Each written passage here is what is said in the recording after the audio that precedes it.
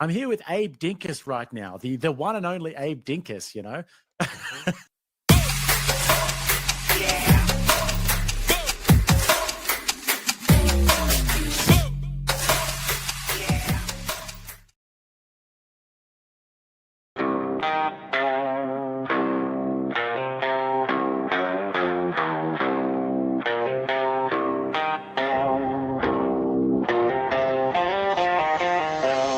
In the dust, having low eyes up. Said stay small, he just laughed from his gut.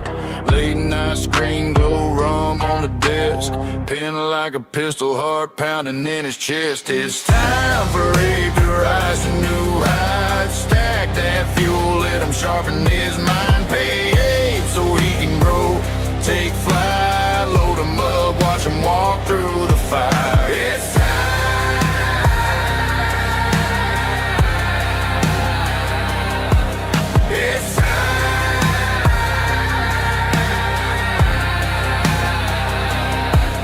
It's time for Abe to rise to new heights. Frontline words and a cultural fight. Pay Abe so he can grow, take flight. Back this man, let him claim what's right.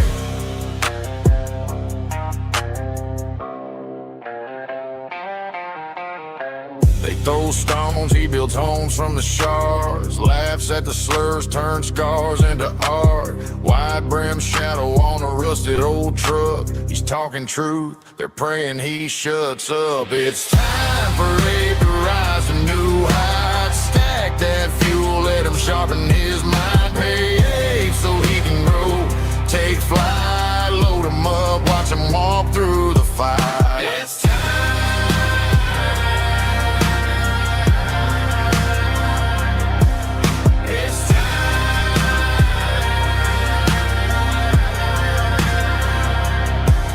It's time for Abe to rise to new heights. Frontline words in a cultural fight. Pay Abe so he can grow, take flight. Back this man, let him claim what's right. Pass that plate, this ain't charity, it's war. Pass that plate, every dollar is a door.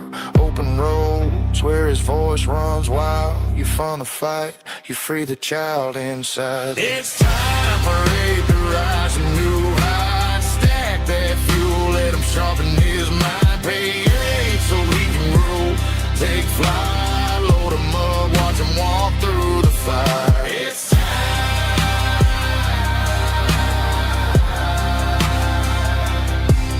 It's time.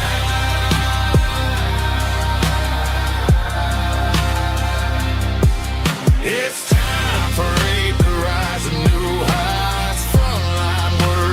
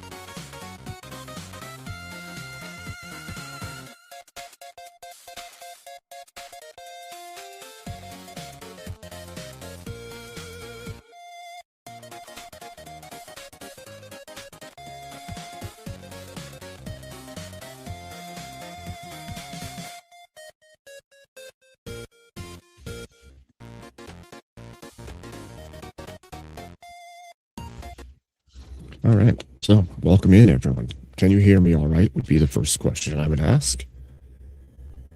And then we'll get into all the things, I suppose.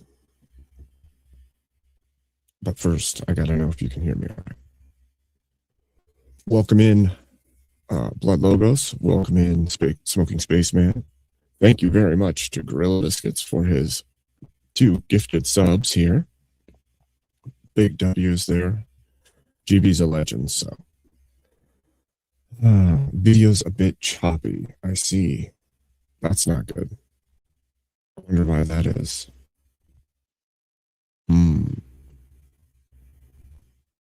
Let's see.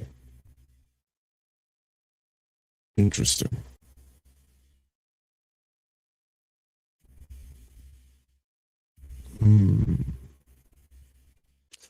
Right. Okay. Well, what I'll do is I will hop out of the StreamYard and back in and see if that fixes it. Give me just a second.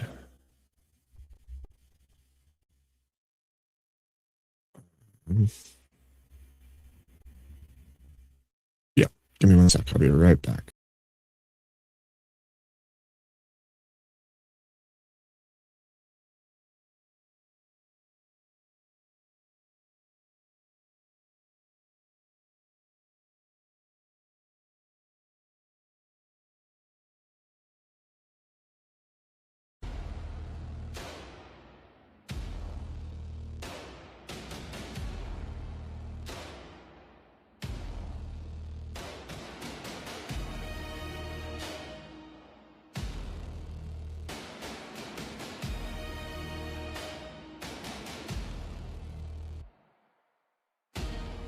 To the dirt, I bow my head low. The ground shakes with every echo. Wonder if that fixed it. We'll see here.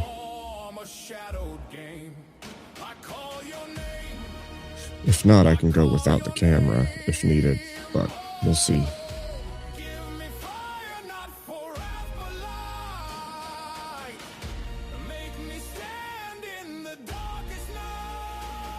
You guys tell me, I suppose, if this is better. Much better? Okay, good. Thank you, Law. Thank you, Smoking Spaceman. All right. Thank you, Blood Logos. All right. Let's fix the volumes here. All right.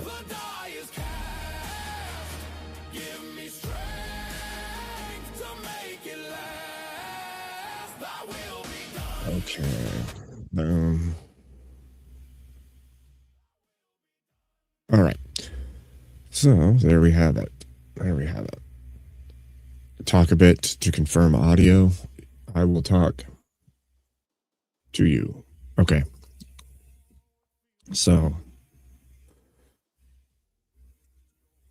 I figure we'll talk about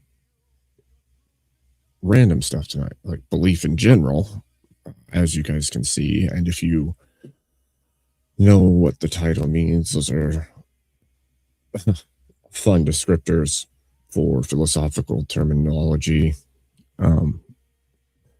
Basically what the title of this specific stream is testimony of propositional attitude, which would be like belief. So basically, there's a whole lot going on in every direction all the time, which I generally say here when I come online, but there's a lot of fighting in every direction. I think healthy debate around topics is helpful for some of this. Obviously, debate isn't going to just cure division or fighting. If anything, it helps clarify the standpoints or the frameworks or the worldviews of the people coming at the debate topics. Now, when it is the case that you're arguing in a debate for your specific worldview, then you're not going there to change your worldview. You're going there to change the worldview of the other person or the crowd.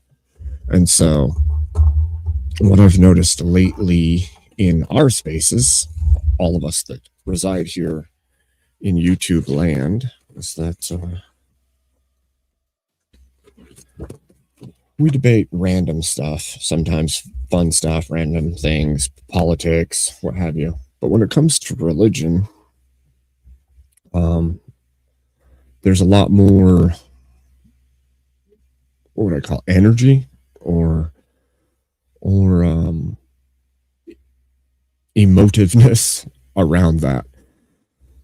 So we talked last time I was live about David Wood and Jay Dyer going, or not Jay Dyer, but Andrew and David Wood going at it. Prior to that, it was Jay Dyer's comment on Avery Godlogic's channel. And what I've noticed today is that across the board, there is a back and forth happening all over the place on these YouTube streets.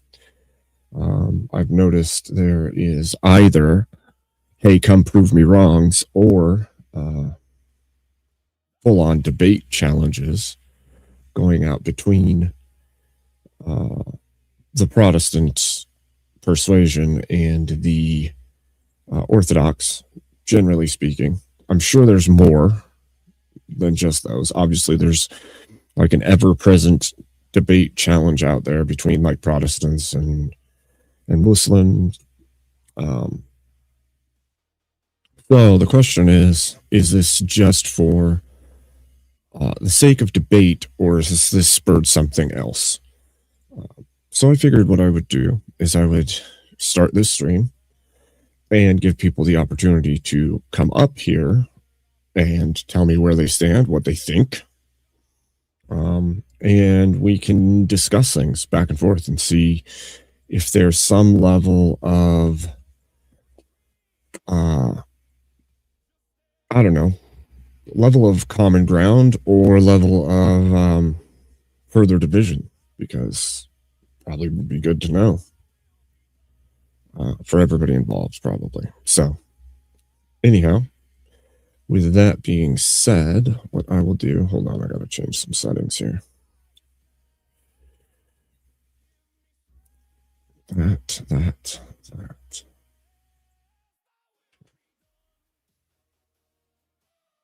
All right, there we have it. So I'm going to throw a link out, and if anybody wants to come up and discuss their belief and where they stand on the current division between the Protestant and Orthodox Christians in the community, be happy to hear what you have to say, what you think about it. This is not like I'm not going to tell you you're wrong or anything like that. I might debate with you some on specific points or topics, but I'd like to hear where people stand.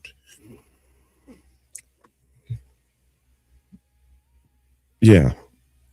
It feels schismy for sure. We've already seen the divisions, right? We saw like the just normative fighting of YouTube, the creator spats between each other. So we've had multiple of those. And then at the end of all of that division and separation and fighting, so to speak, now we have this new one that's another series of fights spreading off of,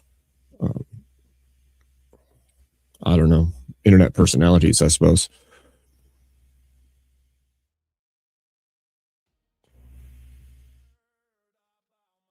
Maybe that's the case, Dave.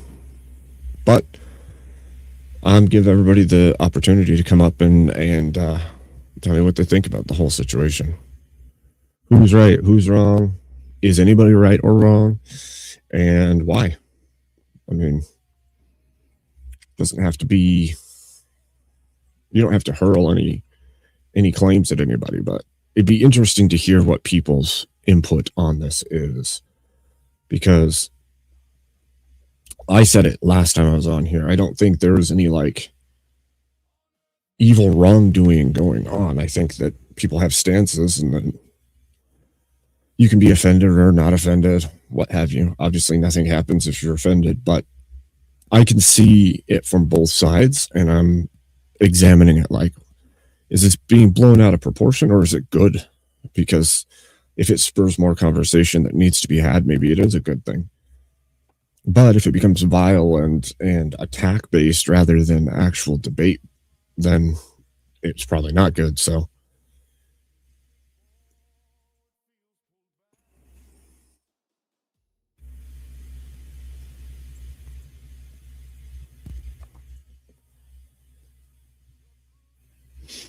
well, I don't even know what that means.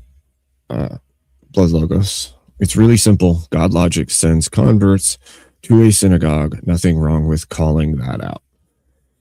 See, I don't know what he did or didn't do.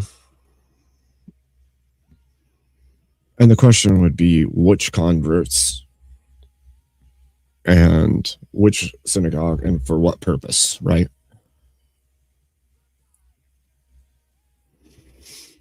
Like if he was sending people who have become Christian to a synagogue to teach about Jesus Christ, then maybe that's something different than if he tried to get Christians to go join a synagogue and join Judaism, right? Like there'd be a difference in what that would mean. So also I saw Andrew go on I don't know what the guy's name is, another channel today to do a back and forth about what's being called ortho bros acting out online. And Andrew engaged with that guy about what exactly is the issue with the actions of the people, as well as whether or not the people are even confirmed to be Orthodox Christians or not, because they're coming from Anon accounts often. So at that point, what can anybody do about it, right? It doesn't matter if it was somebody claiming to be Mormon or claiming to be Christian or claiming to be Orthodox going into spaces with an anonymous account. Nobody could do anything about that, right? The church isn't going to be able to say, hey, you need to knock off this behavior that looks terrible online if they don't even know if they're Orthodox or not, right? Or any other group of people.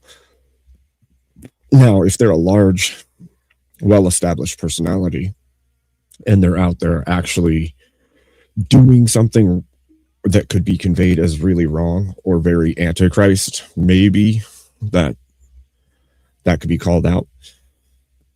And we've all seen that before, like somebody coming out acting a fool in an online space. But then, of course, comes down to worldview. If your worldview is completely different than the people making the claim, then maybe it's the case that they believe what you're doing is wrong and you see nothing wrong with it. At that point, it often feels like it'd be nice to be able to separate why one group feels it's wrong and why the other group doesn't. Because from the Orthodox point of view, I've heard it called like either virtue signaling or piety signaling or different things. But then the greater question would be why is it that a decent sized group of people is calling out a certain behavior? Because you could claim, oh, they're just being holier than thou, or they're just having a problem with it because of their own self, but maybe there is an underlying issue that they actually see. And so sometimes I think it's better to explore the idea fully rather than to claim they're just being babies, they're just tone policing, things like that. That's something I brought up recently is like, I hear that called out often, tone policing, and I agree with it for the most part. There's a lot of Karens out there running around tone policing people because you didn't say it the right way or whatever. But in some cases, tone matters, right? I know you're angry because of your tone. I know you're sad because of your tone. I know things about interpersonal relationships, whether it's with like a spouse or another person, because of tone. The tone and tenor of a conversation can actually change the complete meaning of the conversation or message being conveyed. And so, yes, I think that an overabundance of tone policing is probably bad, but ignoring tone altogether is also bad.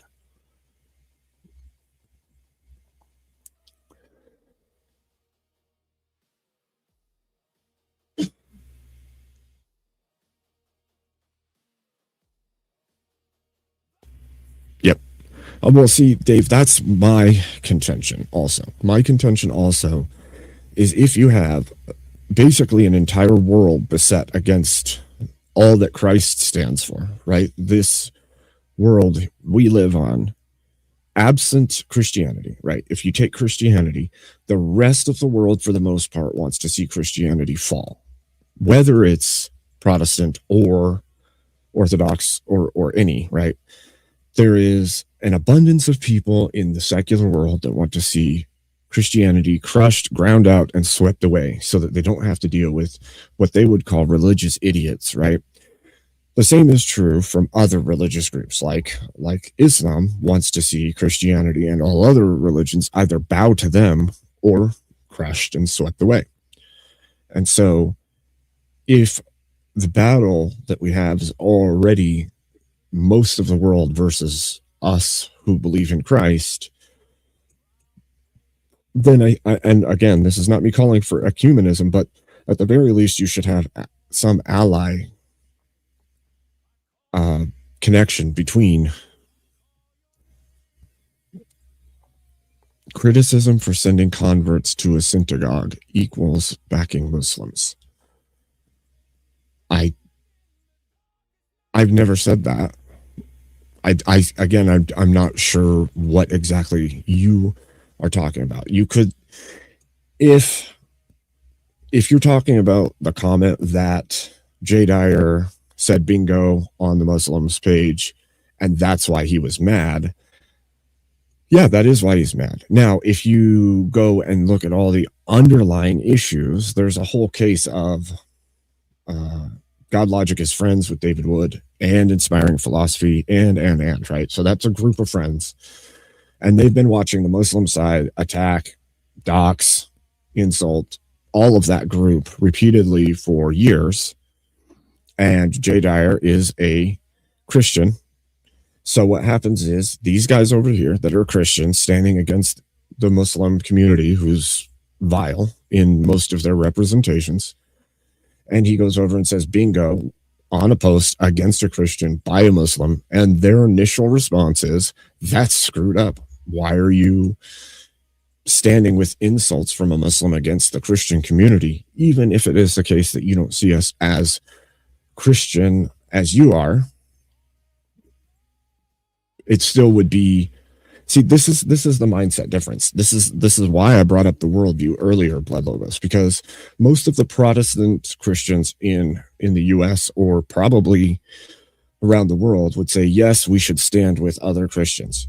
Okay, you're going to ask what division, which Christians? Should we stand with Muslim, or should we stand with Mormons? Should we stand with Jehovah's Witness? Well, I think that there's codified agreement on certain things when it comes to Christianity. And like, for instance, Christianity states that Christ is God. There's going to be pieces of Christianity that don't get that or don't agree, but most of Christianity is going to agree that he's fully God, fully man in the flesh on earth. And so we can all agree that Christ is God, that Jesus is the way, the truth, and the life. There's no one comes to the Father except through him. And so those people in the Protestant community will say, okay, I'm going to stand with Christian brothers and sisters. We may have some differences in belief, but we all believe Jesus Christ is the way.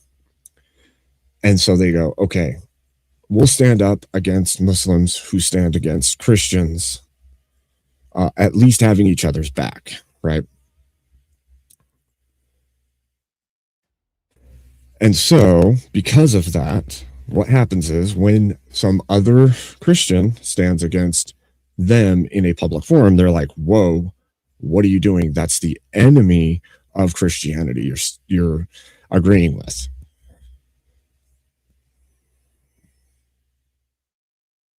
Yeah, I'm not saying that isn't the case. The question is, are they attacking the people, the individuals, or are they attacking the belief differences? Because I think spurring conversation about the differences between like Orthodox and Protestant and Catholicism is probably a good thing for, at the very least, people to understand there are differences. Because if you don't even know that there's differences and you come into this space or any space thinking, oh, that's my Christian brother or sister, but the person you think that about doesn't see you as that at all, maybe you should know that ahead of time.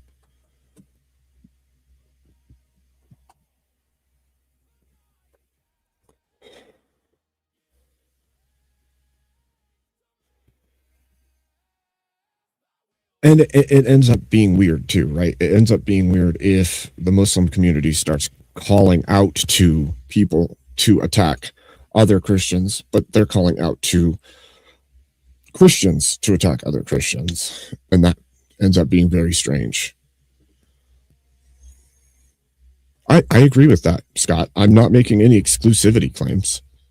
I'm saying everybody's attacked every direction, right? But there's a difference when it comes to allyship. And I'm not even talking specifically about just this Jay and Avery and David Wood scenario. I'm talking about in the overall, right? For instance, something that I've talked about here and that we've talked about on channels throughout this space is the movement of like Christian nationalism, of trying to put Christ at the center of governance, at the very least, the Christian moral ethic over the secular in this country. And the only way for that to actually work is for Christianity as a whole to agree that we're all going to work towards that. Because if we don't, what happens is you have fragmented small little bodies trying to make these changes. And if the Christians of different sects or groups are at war with each other within the US, then you're not going to have enough congruity and allyship to make that happen, because instead they're going to be seeking to take jab at each other and keep each other from what they are trying to gain. That's my issue. Like I said on my last, this is weird too, because on my last one, I specifically said I didn't think Jay did anything wrong. I didn't think Andrew was in the wrong. I also understand why David Wood was calling out Jay's behavior. And then in my chats, I end up with people like calling me out for even talking about it. And I'm like, it needs talked about. It was big enough that it caused this weird spiral effect across both spaces, right? The Protestant Christians across the board right now all have now opened up their channels with Orthodox call in and debate this topic or prove us wrong or this or that. And it's like, okay, if I've not called anybody out, then why should I get called out for highlighting what's happening and asking questions about it? That's the question. I agree with you, Blood Logos. Protestants have called out Orthodox or made claims about what they believe. Orthodox have done the same to Protestants often. Muslims are constantly attacking all. Seculars are constantly trying to disprove all forms of Christianity and religion. So it's happening every direction all the time. So my big thing is it's best if we at least kind of understand. And it was obvious. This became super obvious to me over this week, actually. The Orthodox Christian worldview is its own thing, and in a unique enough way that most others don't understand where they're coming from at all when they try to present something. And so what happens is an Orthodox member will come in and will start a conversation or already is in a conversation with somebody. And the other person is not understanding why or what they're trying to say. And instead of it going further into explaining and the person finally getting it, it usually turns into the person who's trying to understand doesn't, and they're trying, at least from their worldview, because they can't see it from somebody else's worldview. They only have their own. And it's not explained in a way that makes it feasible to them. And then afterwards, what I end up seeing is a bunch of people talking about how somebody thrashed somebody. And it's like, there was no thrashing there. There was just a complete disconnect of understanding. It seems to me this happens very often. And so it's like, what I want to understand, and I want others to be able to understand. And even if the person doesn't come to your way of thinking, at the very least, you know they get it now enough that they can't make claims without actually having to look more into something.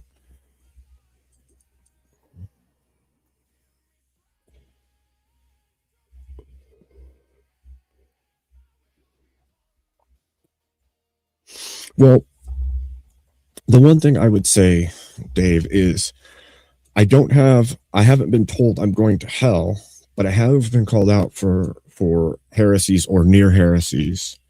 I have definitely been told I'm not a Christian if I'm not Orthodox. I have definitely been told the one true church is the only way to be a Christian, all those different things. So, and if that's from their worldview, what they believe, then it's what they believe. But there would have to be a level of, if that's said or something like that is said, then the person who, for instance, myself, 42 years old, been a Christian most of my life, going to church and reading my Bible most of my life, you would have to give some kind of explanation for why somebody who reads the Bible is seeking Jesus Christ, but isn't a part of the Orthodox Church, by definition, it just isn't a Christian at that point, because they're not part of the one true church.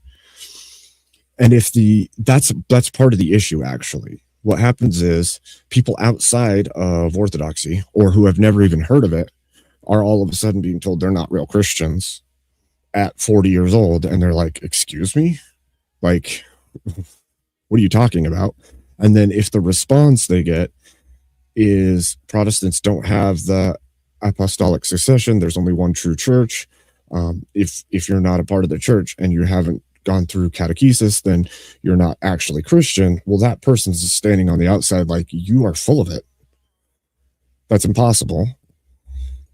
You can't say 40 years of my life praying, reading my Bible, and seeking Jesus Christ is nothing. And that's what it comes across as. It comes across as everybody's just ignorant fools who have been lied to, and they ate up the lie, and they're obviously fake people. That's what ends up coming out.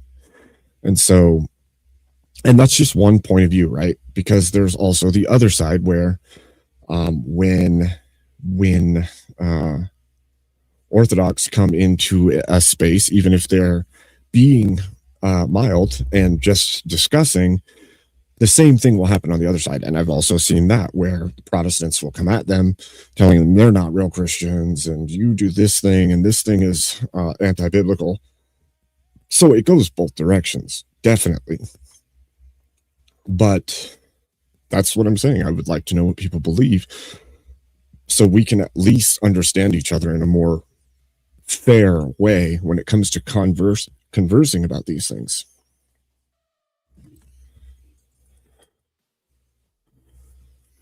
Now, Vladlogos, you said there's Christian streams that attack Orthodox every stream. Is that the case? Is there a lot of channels that are attacking Orthodoxy every stream? Or is this a newer phenomenon? Because if they've been every stream for years, then that's a lot, for sure. Oh, hold on. Oh, sorry, I have to change this. There we go. Hello. Oh, hey, how you doing, man? Hey. Oh, not too bad. How about yourself? Pretty good, pretty good. Sorry, I had the stream up. I had to mute it. You're good. So I don't want to really talk like theology with you, because That's fair. I get it. I'm not an apologist, and I don't have a blessing to do that. But yeah, so to your last question, there are several channels that their whole purpose is attacking Orthodoxy every single day. They recently had on a schismatic priest. There's like a thing called true Orthodoxy, and there's other churches, Orthodox parishes that have been excommunicated, but they still use the Orthodox name. And so they had a schismatic priest on acting like he's actually Eastern Orthodox when he's not. And it's just very subversive. It's not really addressing the real issues. And they won't take debates with people like Jay Dyer, but they will debate a catechumen who's basically a new student to Orthodoxy. Which I saw that. I saw the people were saying that Ruslan was going to do one with Jay and then ended up doing a interview or debate with a catechumen rather than Jay, which ended up, obviously the representation and the level of knowledge is going to be miles apart, which is going to make Orthodoxy as a whole look worse than it actually is. And I get that. That's and I'm not trying to say that it's like all one-sided. Of course, there are Orthodox people debate Protestants, but they don't do it in such a subversive way, and they don't team up to try to take down Protestants. I think the only reason that Andrew debated David Wood was because David Wood refused to debate Jay, even though it was about Jay. So he chose the prompt. So I think part of the issue too is, and obviously you and I will probably agree that there are levels of tribalism that are good and healthy, right? I think part of it that happens is there's a secondary layer to all of this. And so there's like a tribalism that is at the heart of believing Jesus Christ, being a part of that. But there's a secondary one where it's like our team versus your team. And I've seen that on both sides some. Oh, sure. Yeah, absolutely. And as long as that doesn't become like vile, that's my biggest issue is like seeking to destroy people is probably the wrong place to be. You could destroy ideologies, but trying to destroy the people, that's where I think things have gone too far. Especially if we're like, okay, from the worldviews, right? Protestants are because there's bad people in every group, right? We would agree on that. But most Protestants that I know that are actually genuine in their belief are seeking to follow Christ and to help others find and follow Christ. If it is a person that is not familiar with Orthodoxy and they come upon somebody who is an Orthodox Christian, if the belief they've held for 40 years or whatever is I'm supposed to act within this paradigm, right? I'm not supposed to be like idle words and nastiness out of my mouth, and all of those things have been baked in for generations.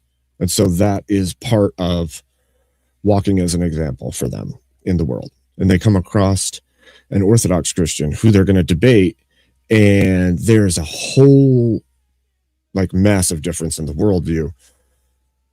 To the Protestant, that does not look Christian at all. And then from the other side, to the Orthodox, they're like, you don't even know what you're talking about.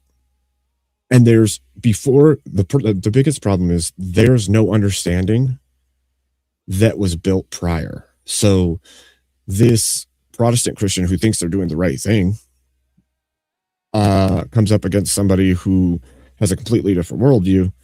And instead of it being seeking to understand, it's shred each other. Yeah, I mean, the thing is, though, most of the Orthodox apologists, certainly not all of them, but many of them were Protestants or Catholics before they were Orthodox. So they understand it. The other side. Well, they should, and I would agree with you, they probably do. But then I something I thought of yesterday, right, as I was thinking through some of this, is like, as a Prot, there's a whole thing, right? And I can definitely see and categorize differences between Protestant and Orthodoxy. But my question would be, if you were a Protestant for 20 years or whatever, and then you join Orthodoxy and you're in Orthodoxy for several years, that time lapse of relearning everything puts you further and further from what you had been. And it becomes harder, I think, to see where they're coming from because you have moved so far away from it. So like I'll ask, this is something that I do, is I'll ask people, maybe they're not priests, right? But like I'll ask Jay, I'll ask Jim Bob, I'll ask Andrew different questions. And every once in a while they'll actually give an answer. And I see the difference in the response, but I can also see coming out of them a little bit of what we could call as grace, where they're like, yes, I get that, but you have to move this way. And it's like, okay, cool.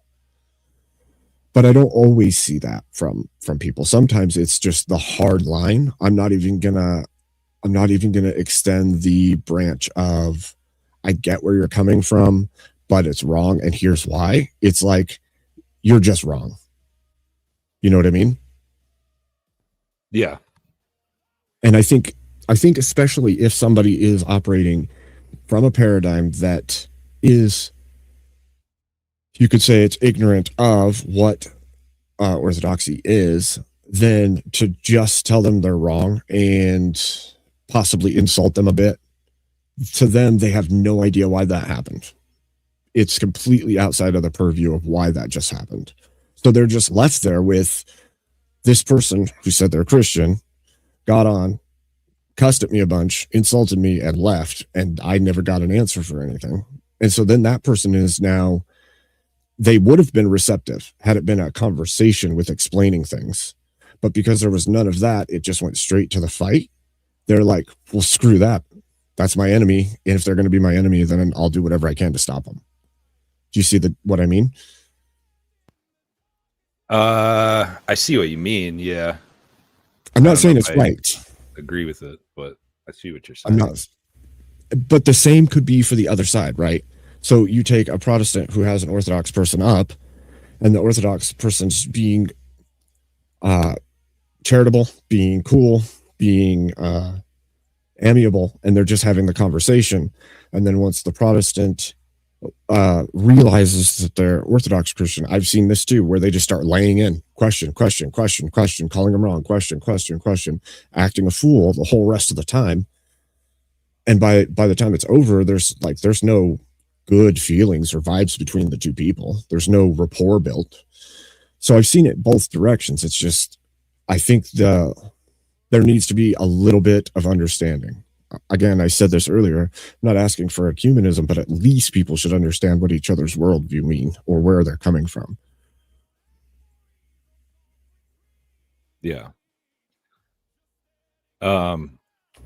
Just to go back to one thing that you touched on a little bit. Sure. I think you mentioned that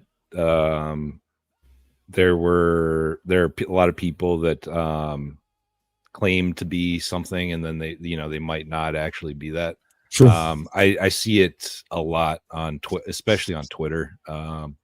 People will have like the Orthodox cross in their name and then be saying stuff that is like the complete opposite of Orthodox belief. And there's even like a guy that's becoming pretty popular on YouTube that claims to be Orthodox, but he's also a communist, and that doesn't align at all. And so I think he's he's trying to subvert and probably not actually Orthodox. Well, I saw him mispronounce our version of Easter, Pascha, and I was like, okay, yeah, this guy's not who he says he is. Right. Yeah. Well, and I think that's happening every direction as well. Sadly, I see plenty of people making claims of and growing in popularity at the same time, because what's happening is you have people out here that claim to be Christian, whether it's Orthodox or Protestant, and then they will stand with the secular humanists on something that is completely anti-biblical or anti-Christ in its entirety, and they gain popularity because of it, right? Because the secular world's going to embrace that, which then also tarnishes the appearance of the whole of whatever group it is. So did you watch the Andrew on that guy's channel today at all? That black creator that's Protestant, I think. No, I don't really watch Andrew. So they had a decent back and forth. And that's one of the things that came up from Andrew is like, I get what you're saying. And there may be some Orthodox out here acting out of line, and then it's between them and the church. But the people you're talking about, if they're anonymous accounts, there's no way the church could do anything about it if they are Orthodox. And there's also the fact that they could be calling themselves Orthodox and they're not, and then coming out here to give everybody a bad name. So we see it with really big accounts too. Actually, there was this huge, I think it was on Instagram, account that was claiming to be Orthodox, and then he got outed as being actually Roman Catholic. And I don't know what his end goal was, but it was a lie. Well, the problem is by grafting a title onto themselves, right? Like Christian, like Catholic, like Orthodox, you instantly gain some level of notoriety in communities. And it's going to take them time to realize you're not, right? Because you can't know it instantly on an internet screen unless they do something that's so outside of the worldview that it's obvious. So they'll gain some level of following because they've claimed it. And then they seek to gain even more power because this is not true. They're not actually this thing. But they'll use the original audience to grow and then turn around and gain more audience from people that are against the thing that they claimed to be in the beginning. It's about clout. By claiming to be a thing that has an in-group already, you gain the clout from the in-group, and then you try to spread from there outward. And I think we've seen that a bunch. Part of the thing is, so, okay, like the tone policing. I get that because I've seen it a ton, right? I've seen the stupid version of tone policing. But if the level of understanding between groups is important enough, like I guess the thing, I think this gets seen as me trying to get people to just accept, and that's not at all what I'm saying, but there's a level of division based on a lack of understanding. If the division is chosen because you understand and you say, I don't want to have anything to do with that, that's fine. But even from conversations I've had with people who are either inquiring Orthodox or catechumen, there's like a claim of understanding what the Protestants are saying, but then in their words and the conversation, to me, it displays that they're not quite sure. Because they'll be like, for instance, they'll jump to a conclusion that this person believes this thing that's not necessarily within Protestant Christianity. It's just a worldview that could be associated, but maybe it's not. They'll make that claim immediately about that person. Or they'll be like, well, you like this too, don't you? And it's like, no. And that association could only work if they were like on the far fringes of Protestantism that doesn't even believe biblical teachings. And that part throws me off because I'm like, but you said you understood, but you've now associated like somebody who is just Bible believing. They're not into all the other singing and dancing and speaking in tongues and all the stuff on the fringes. They're just reading their Bible and going to church every Sunday. And you're associating them with this group that even most of Protestants wouldn't agree are practicing Christianity. Now, there could be a both sides thing here, right? Because I could say the same thing for plenty of Protestants are going to call a bunch of things that Orthodox are doing messed up, and then they're going to just describe it in a completely incorrect way because they don't understand it. Do you have a specific example of that? Which thing? That's what you said, where they assign a belief to them that they might not necessarily have. Because I'm trying to think, and is it like a big apologist, or are you talking like someone on Twitter? I'm just talking about random people. So I'm just talking about like people that like in our own space, for instance, there'll be people that are inquiring or catechumen or what have you. And it'll be a back and forth that gets heated to a point where, you know, they'll go into argument mode, right? So now you're almost in a debate type mentality. And the next jump from there, it starts going into worldviews. And then from there, it'll be like from the worldview of what is okay and correct in politics. And then you'll jump into something else. And it'll be an assignment of like being okay with or standing with, for instance, feminism or particles of like allowing abortion or things like that, right? And it'll just automatically be attributed to the person that's Protestant because they're Protestant. And it's like, that's a big leap to make, because you can't make the claim that all Protestants are that. There's no congruity across the board. Now, if they were like from some fringe version of Protestant belief that's on the outer fringes, they might agree with that. They might be completely 100% feminist, have women teaching and preaching, have gay ministers, have exceptions for abortion, things like that on the very far fringes. But most of Protestant Christianity is going to be against those things. So I've seen that. And like I said, it's the same way the other direction as well, right? You'll have a Protestant making a bunch of claims about you guys doing witchcraft or something, you know? So that's the lack of understanding that I'm talking about, because people will get in this route where they believe they understand what the other person believes is everything, and they'll attribute all of the bads of the entirety of the group to that one person, rather than saying, what do you actually believe? Yeah, it's putting them in a box that maybe they don't actually belong in, because a huge swath of the things in that box don't belong to that person. And we're being put into it before we have a chance to even converse about what that thing is.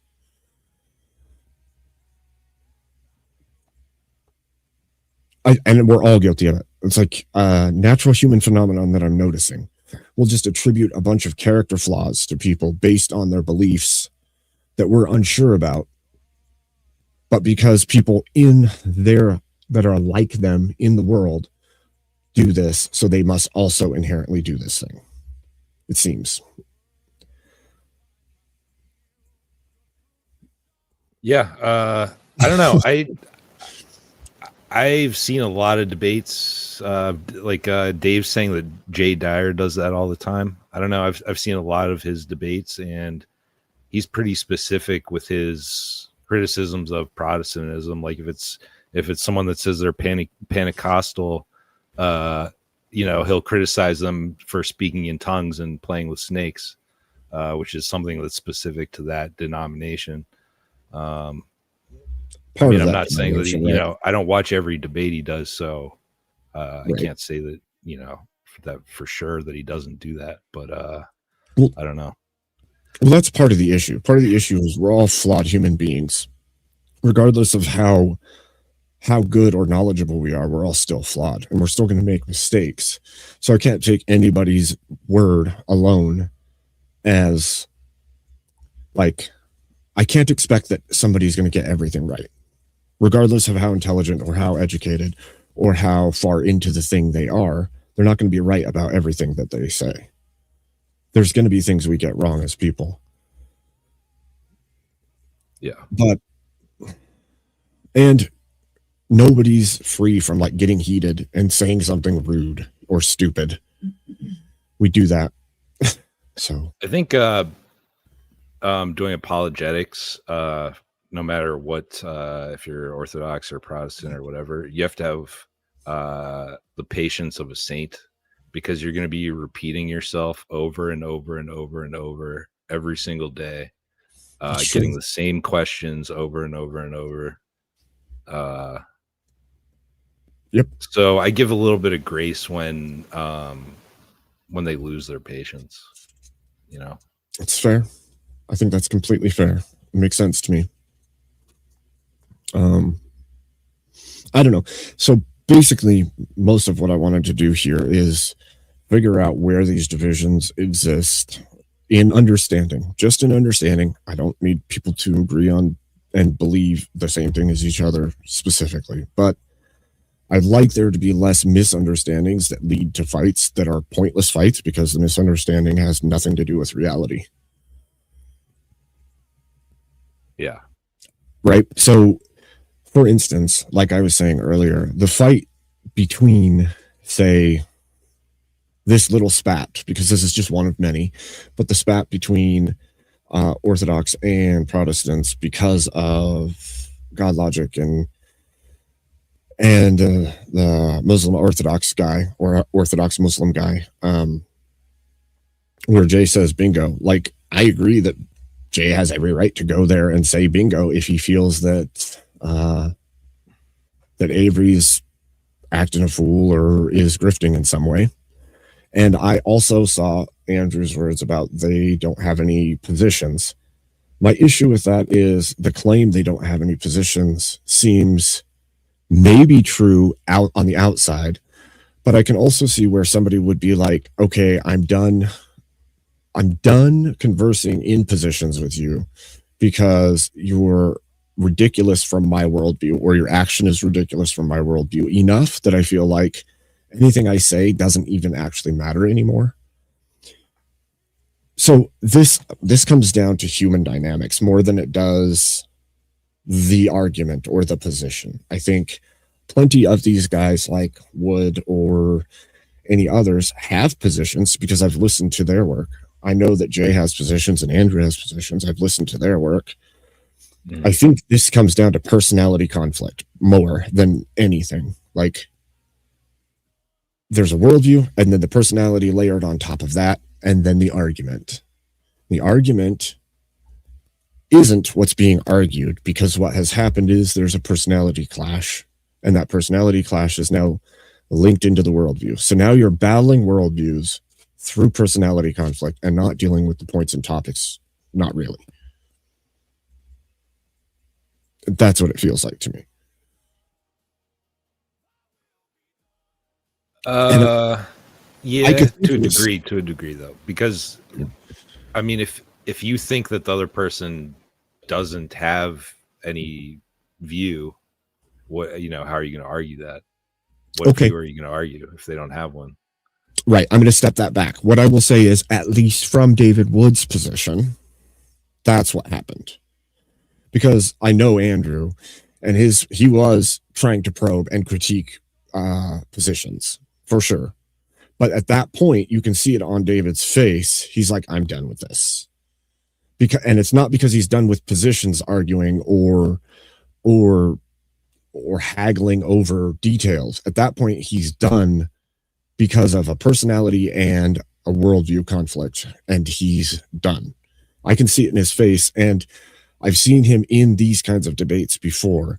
I think what happened is prods and pokes were happening back and forth, and it's like, okay, this is to prove a point at this point. It's no longer about the positions.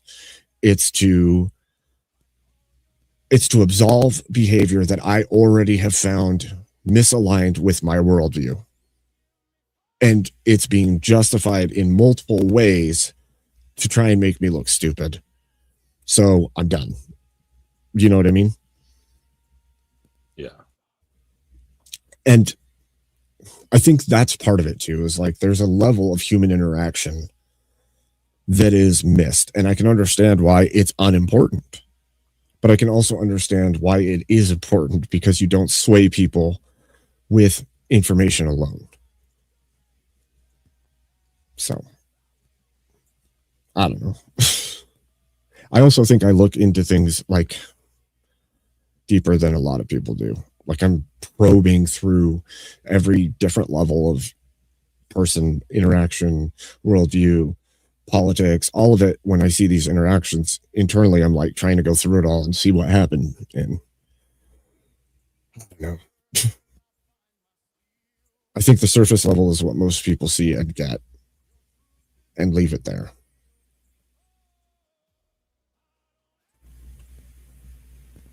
Yeah, and a lot of people just want to see drama too. That's true. There's a definitely a Why? I level of, mean, that's like, you know, these contentious, heated debates get more views than boring, friendly debate. that's true. That is absolutely true. People, well, I mean, that's the greater part of YouTube, right? Is entertainment. There has to be entertainment value. Otherwise, who's going to be there? Exactly. So I don't know. You get where I'm coming from. Like, I want people to understand each other before they just decide that they need to thrash each other's whatever it is, whether it's worldview or belief or stances on things. Because you can't really effectively argue something if you don't fully understand where they're coming from. It's that whole thing of like, if you know somebody's on this political side, you know that they hold to a bunch of different beliefs, so you attribute those beliefs to them ahead of time so that you can argue with them. I think the same thing is happening in the religious spheres as well.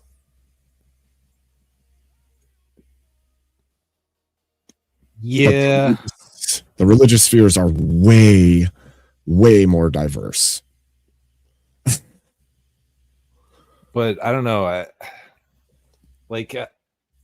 I'll give you an example that he's not really exactly involved in this, but he's a Protestant YouTuber, Ruslan.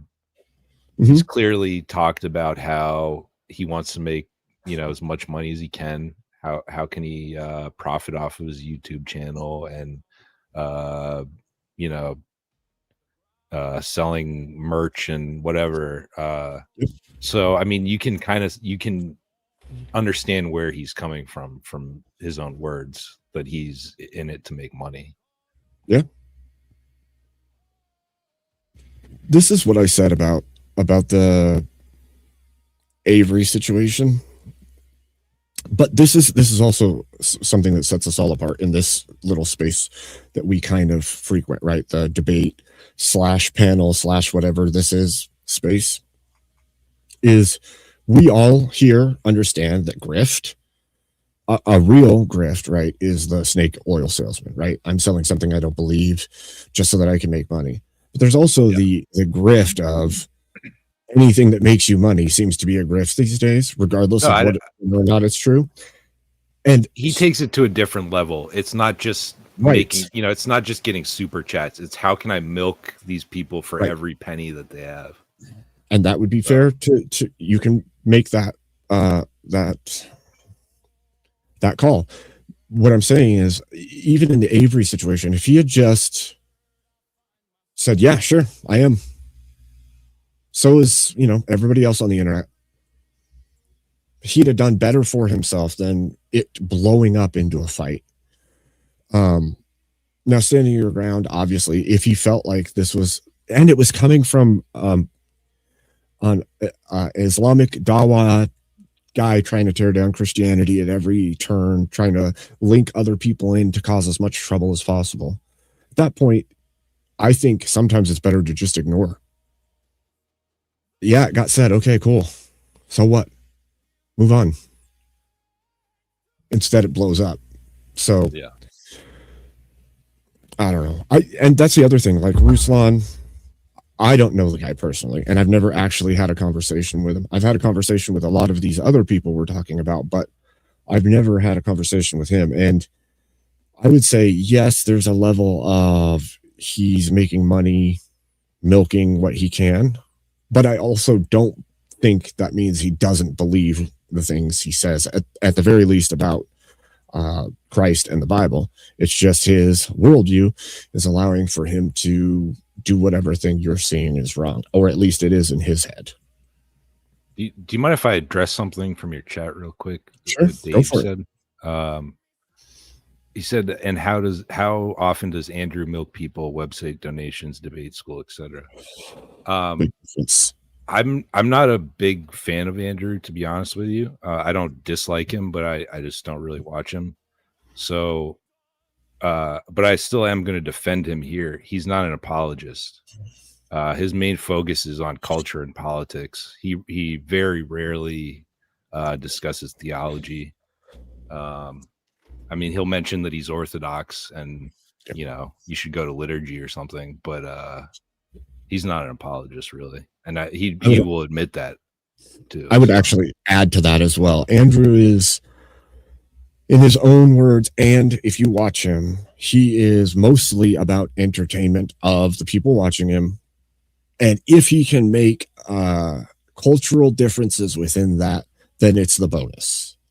So, yeah, he wants to tear down the leftist ideas. He wants to promote that the Christian way is the better way. But he's not a pastor. He's not a minister. He's not out here doing Bible studies and trying to get people to believe specifically whatever doctrinal teaching he's giving. So there is definitely a difference. If we're talking about somebody who's a pastor who's teaching Christ on the internet to somebody who's like a political pundit and entertainer, there's definitely a difference between those two. Now, how they get to the point where donations and stuff come, that you can go critique, but I think you'd be better off debating that person on those things. But I definitely would say that there is a difference when it comes to people like preachers and teachers and political pundits or comedians or entertainers. Yeah, even like Jim Bob, I wouldn't call him an apologist either. He talks about it a lot more than Andrew does, but that's not his main focus. He debates more on like evolution and I think Jim Bob, I mean, he'll do call-in. He does a lot of call-ins with you know, theology, but his actual like organized debates are usually not about religion, or they're in a very broad sense, like worldview. Yeah, they're more worldview than they are religion specific. And because he is Orthodox Christian, that's going to play into his worldview arguments. But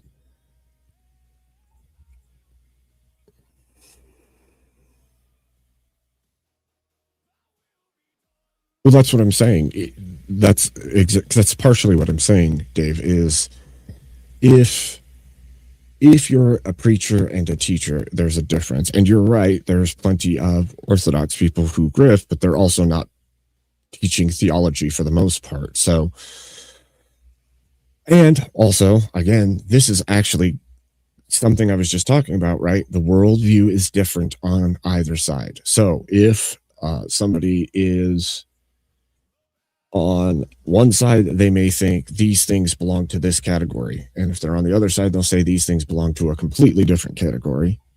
So their worldview of which thing is right or wrong in certain situations is going to be completely different. And if we don't understand that, then we can't even see past or see why they're saying the thing they're saying to us. All we see is an insult rather than a critique of worldview. So part of the original criticism of God Logic was that he was sending ex-Muslims who wanted to become Christian to a synagogue. And if you are truly want people to become Christian, why would you be sending them to a synagogue? Well, was it a Messianic Jewish synagogue, or was it just full Judaism synagogue? Yeah, but it's still a synagogue. I mean, it's right. So they're holding the Torah. And I'm going to say this because I don't actually know everything about it. I will say this: there's a level of sense you could make from Islam functions more like Judaism than it does Christianity. So if you want them to actually get the base parts and realize that the Quran is complete falsehood, it would make sense to make them go back and discover that it's a complete twist on the Old Testament into the New Testament. Other than that, I can't see why you would do it. I don't know why you would do it for the faith part. You would send them to actual functioning Christian churches or the church, whichever worldview you're of. But I could see saying, Islam is a complete twist on Abraham and Ishmael, right? Basically, it's a complete twist off of Christianity that spins everything on its head and twists it away from Christ. Yeah, Christ is in their book, but they remove true divinity from him. They remove his sacrifice at the cross. Like, they remove all that. And so by sending them to go rediscover from the root of the thing, they may discover how wrong the thing they're coming from is. Maybe. That's just a guess. Of course, I said I don't know the whole story of all of it, but I could see where that would be good for retraining the brain to realize everything you were taught is wrong, and the New Testament is where the covenant begins with Christ, and to go there. So if it was a journey to go learn you were wrong and then to come back and go to Christ, then it would work, but I don't know. It also depends on how much you know about Islam as a religion too. Function. I don't know. I think if you're doing that, it would make more. I mean, I wouldn't agree with it either, but I think it would make more sense to send them to like a Coptic church or Oriental Orthodox church, because they're prominent in Muslim countries, and that might be true. You know, they have Muslim, you know, Middle Eastern Arabic members, you know, so but I think that's kind of what ties into the reasoning that they think he's a grifter, is because you know, if he's really doing what he says he's trying to do, he would be sending them to a church, Christian church, right? Yeah, right. Yeah, I don't know, and that's, again, there's definitely, I have a bunch of issues. I like you've heard me say this. I'm Protestant. I was raised Protestant, but I still have a ton of issues with how the whole of Protestant Christianity functions, right? Like the lack of accountability, the running away with ideas that are terrible, that are complete antichrist, and then you have whole churches based on it, and it's coming out of parts or pieces of the Protestant persuasion. But those things aren't the things that I believe at all. Those outfringe crap. And I think, again, this is just a personal claim, I think most of the church-going every Sunday Christians that aren't in the crazy land are functioning on a more baseline of the Bible is true, and I go there for my faith, for my teachings about Jesus, about the words, about the apostles, and all the other stuff out in the far fringes is gross and disturbing to them as much as it is to most in the Catholic Church or in the Orthodox Church. They also don't agree with all the craziness. They give us a horrible name to make Christianity look like the world rather than set apart from the world. So, well, I don't know. I mean, would you consider like Pentecostal fringe beliefs? They're it's a pretty big denomination. This is what I would say. I would say there's parts of Pentecostal that still function the way the snake handling and all of that, but that's not the whole of the Pentecostal church. Now, at the baseline of some of the doctrinal beliefs or beliefs built into it, those things may exist, but the core of that group, I don't think, is still functioning that way. But that's what I'm saying. Every denomination, this actually reminds me of something that was brought up on my panel the other day, the 45,000 different Protestant denominations. The number is a massive conflation. 45,000? That's insane. That's the claim, but this comes from, I would have guessed like 3,000 maybe. This came from a seminary, but the seminary basically said if a Baptist church is in two different places and the name of that Baptist church is First Baptist Church of Seattle and then First Baptist Church of Portland, that they're a different denomination. So in this survey and in this study, what happened was even churches that fall under the same hood of denomination and still are under the same, what would you call it, umbrella. They have meetings, all the stuff goes through. Okay, they were still counted as separate denominations. So what happened was, instead of there being like the big 7 and then like maybe 10 outside of that, they decided that every church with a different name, regardless of whether or not they are attached to the overarching denomination, was still a different denomination. And so the number went from like a few hundred denominations, and most of those are normal everyday Protestants, and then the fringes of those are like the really crazy tarot churches and stuff that isn't Christianity at all. And I think every Christian would agree on that, that there's a very small number in comparison. That same study, by the way, that said that there was 45,000 different Christian denominations, said there was like over 300 Catholic denominations. And it's like, by what metric are we going by? So it was every different country, and then every different state in that country, and then the name differences of churches all made them different denominations. And I'm like, that's a completely unreliable study. The problem is now you have people who stand against Protestant Christianity quoting that. You have the entire secular world quoting that number, 45,000 denominations. There's no way that any of them believe any of the same stuff. The problem is the core of the main denominations all believe basically the same thing. Outside of fringe stuff, right? Like Seventh-day Adventists, that's not a normal Christian denomination.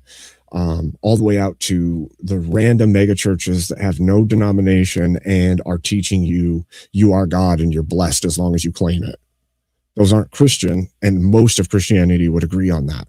At least the Protestant Christianity would agree on that. And so what happens is all of Protestant Christianity gets the bad name of all the fringes. Like it all just gets piled on to people that, like for myself, I have no control of those people. I read my Bible. I pray to God. I do my daily seeking of Christ here. And I don't believe a bunch of wacky stuff outside. I don't go trying to make stuff out of scripture that it isn't. And yet, if I have a conversation with somebody who is anti-Protestant, whether they're secular or Catholic or Orthodox, some of those things usually end up getting pinned to me. And I'm like, I don't agree with that at all. In fact, I believe I agree with the freaking Orthodox Church on this position, or I agree with the church fathers on this position. So, and that's the other part. A lot of Protestant churches still look to the church fathers for their core theologies. Yeah, but they kind of pick and choose. They really pick and choose. I'm not saying that doesn't happen. And they don't follow the councils and well, yeah, we would have to dig into a whole bunch further than that, but I'll say that they're more closely aligned than not. If we were looking at secular versus from the Protestant view, they are.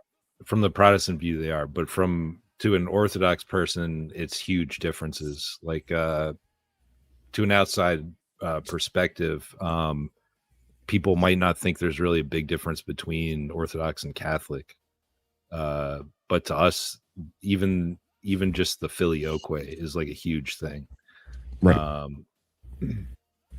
And probably the reason that we wouldn't ever reunite, right? But you'll see, like I have a really good friend who's a Protestant pastor. His church is the Church of Christ. Okay. And the founder of that church believed in Arianism. But my friend who's a pastor doesn't. So even though it's like the same denomination, they can have pretty huge differences in belief. So that's fair. I think that's also a difference in whether it's understanding or belief. Like the core for most Protestant Christians would be that Christ is that Jesus Christ died on the cross, was raised 3 days later, that you have to believe in him and his death and resurrection on the cross. Like all of the core tenets of Protestant Christianity are the same. Mostly, I would say 90+% believe those main pieces that are right. And also there's a thing in, of course, I don't know your complete history, but there's a thing for Protestants where Christian means follower of Christ or little Christ by definition. And so when a Protestant gets told you are not actually Christian, or Protestants aren't actually Christian, it's like saying you don't follow Christ at all to them. And that may be the stance that, say, people see it from in Orthodoxy or Catholicism, but to that person, they're earnestly seeking. And like we've heard on this channel a lot, people didn't even know Orthodoxy existed until recently. And so if they've been seeking to follow Christ and reading the Bible and going to church and all of the things, the only things they knew to do all of this time, to say they aren't seeking Christ is like, holy smokes. Yeah. You know, I wouldn't, while I do agree that there is one church, I wouldn't go around telling people that they aren't Christian. And no Orthodox person should ever make a salvific claim for anyone. That, I don't think any Protestant should either. Go to hell. But well, they do a lot though. I but it's agree. kind of like part of our canon to not do that. So, well, it's even if somebody was Protestant coming at it from the Protestant worldview, go read the Bible, because you don't know the heart of the man. That's on God. Right. So to make a claim, you could say their behavior doesn't look good for their future, but you can't say that person's going to hell. You can't say they're not making it to heaven. Like, those kinds of things to me are like so out there. It's like, you don't know their heart. You don't know where they are with God. So don't make a claim like that. If you really have that much concern for a person's soul, then you need to go pray about it. Yeah. Pray for them. Praying for other people is good for you as well. I agree.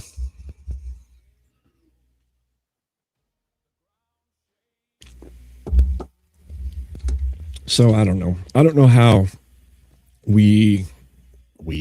I don't know how people find greater understanding other than having enough grace for each other to listen and hash stuff out in a good faith manner, basically.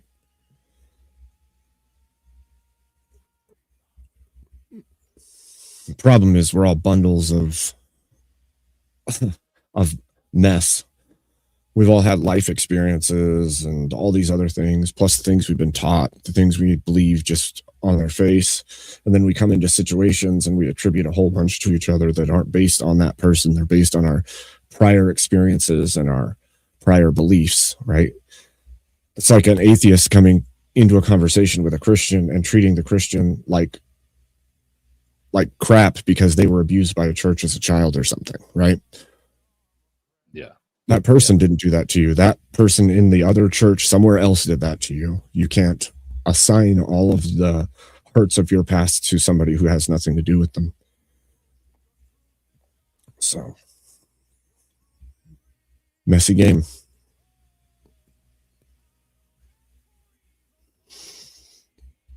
And I'm trying to flesh out my conception of everything still as well. Like, I want to understand in greater measure everything. So, I don't know.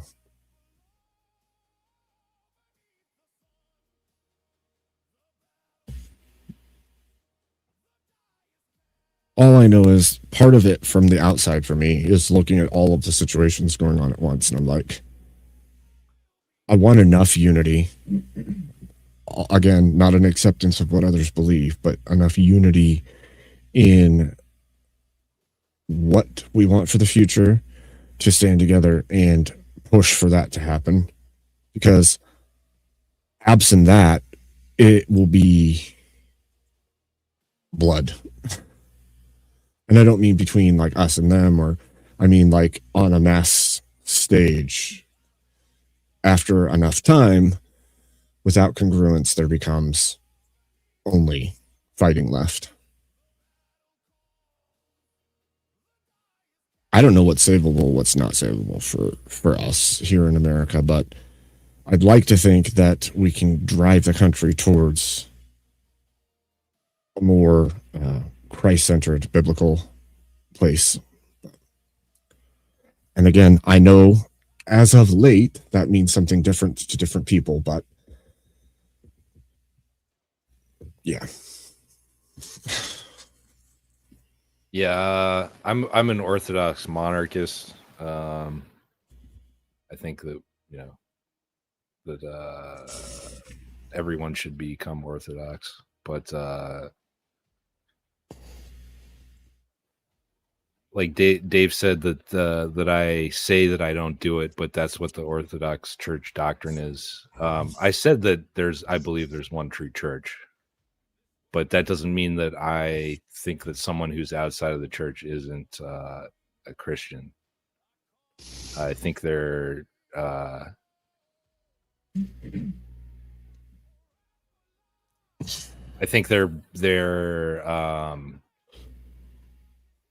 I'm trying to figure out how I should say this. I've heard it called Christian in name only by many people, but yeah, but I mean that would kind of imply that you don't believe in Jesus Christ, and I think that's kind of silly just to accuse someone of that.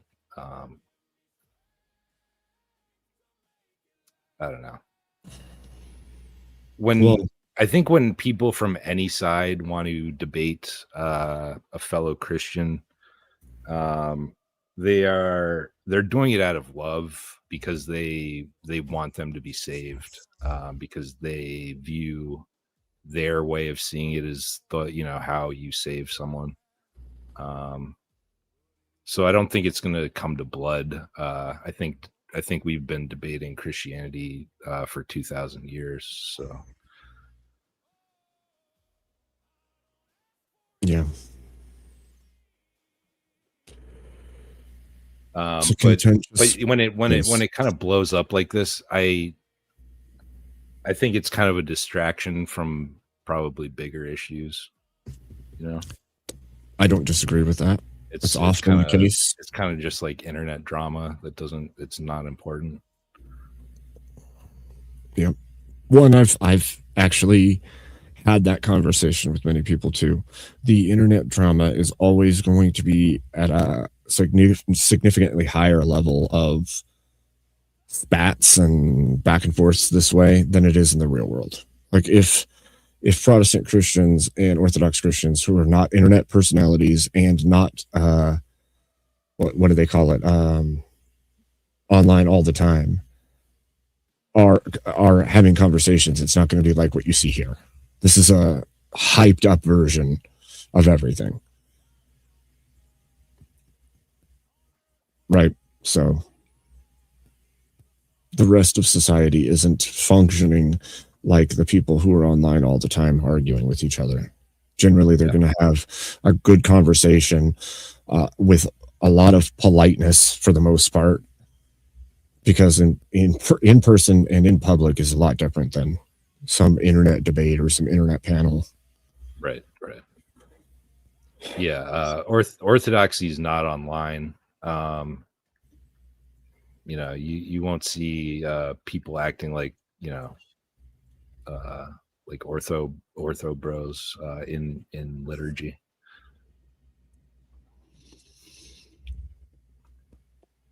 Yeah. It's that's the other thing, the drive for entertainment and being a little bit over the top. That's like an internet thing in the first place. So yeah, you got to entertain. Mm-hmm.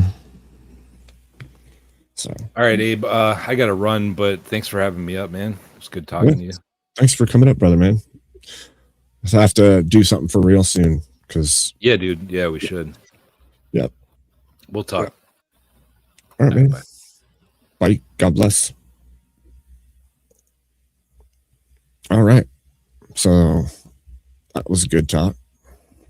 Anybody else want to come and tell me what you think about all of this, the situation, or even just your own stance, your own view, your own belief on what? Hell, you could just tell me what you believe in general if you want. I don't know.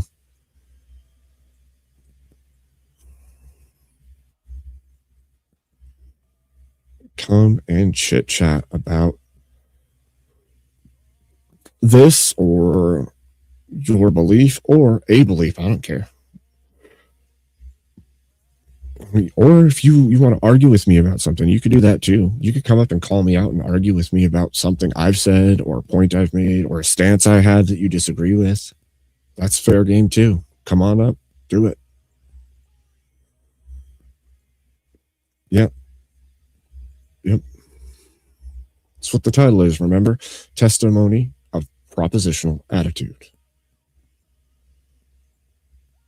Come and testify on your propositional attitude.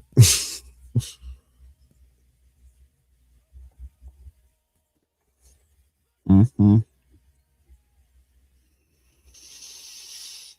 No, not with me. If anything, I am drawing on the contentions that are held between groups of people that I am friendly or converse with off and on. And because they are at each other's throats in different ways, I'm like, help me understand this and help other people understand this, because these worldviews are incongruent enough that they can't unite on belief, but they could at least unite on what they want to see for a better future in America. And so if we could at least do that, that would be helpful.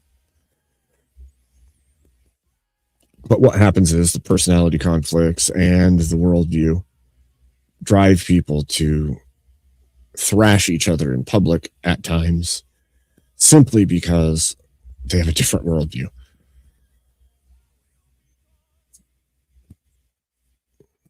Yeah, I mean, Auntie, you've been here a few times.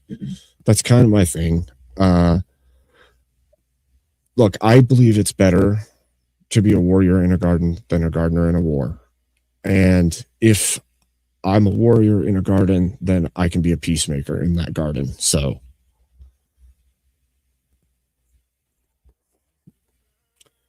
it's part of why I stay that Switzerland-like place. And I know that people could call that fence sitting or what have you. I don't think I'm sitting on a fence. I have beliefs. I've told everybody I'm Christian. I've told everybody I'm conservative. I've told everybody I'm 100% against the leftist paradigm. So there's no fence there. As far as the beliefs between Orthodox and Protestant, I have differences with the Orthodox way. I'm still learning about it, but I've been a Protestant for the better part of my life, and that's where I reside. It doesn't mean I'm going to judge, call names, attack anybody on either side, but I'll call out the wrongs that I can see. And sometimes things are seen as wrongs by other people that don't inherently seem like a wrong to me, but I could see why they saw it as wrong in that moment, right? Because humans are imperfect. We have perspectives. Because we have those perspectives, we are led to making mistakes because of our own view of things.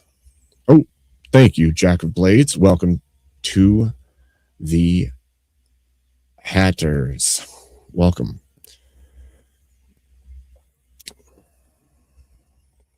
Yes. Good to see you too, Panelverse. So, does anybody want to come up? Dave, you could come up. Sport Brand, you could come up. You could.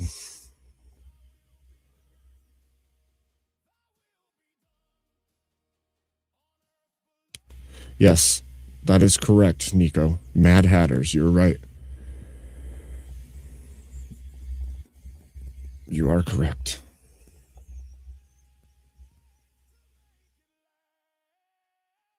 Better to be a Mad Hatter than a Had Matter, okay? It's true.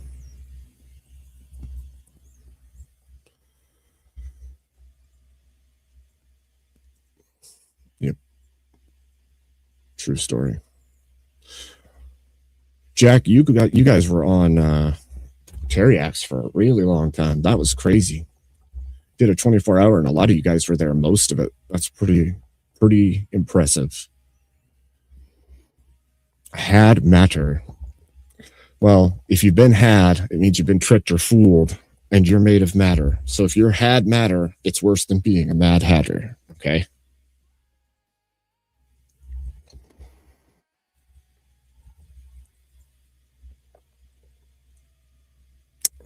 True.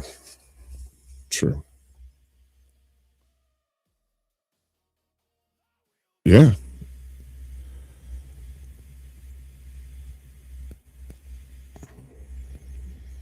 Is it? Had matter is a type of art, is it? Well, I'd rather be a person than art, okay?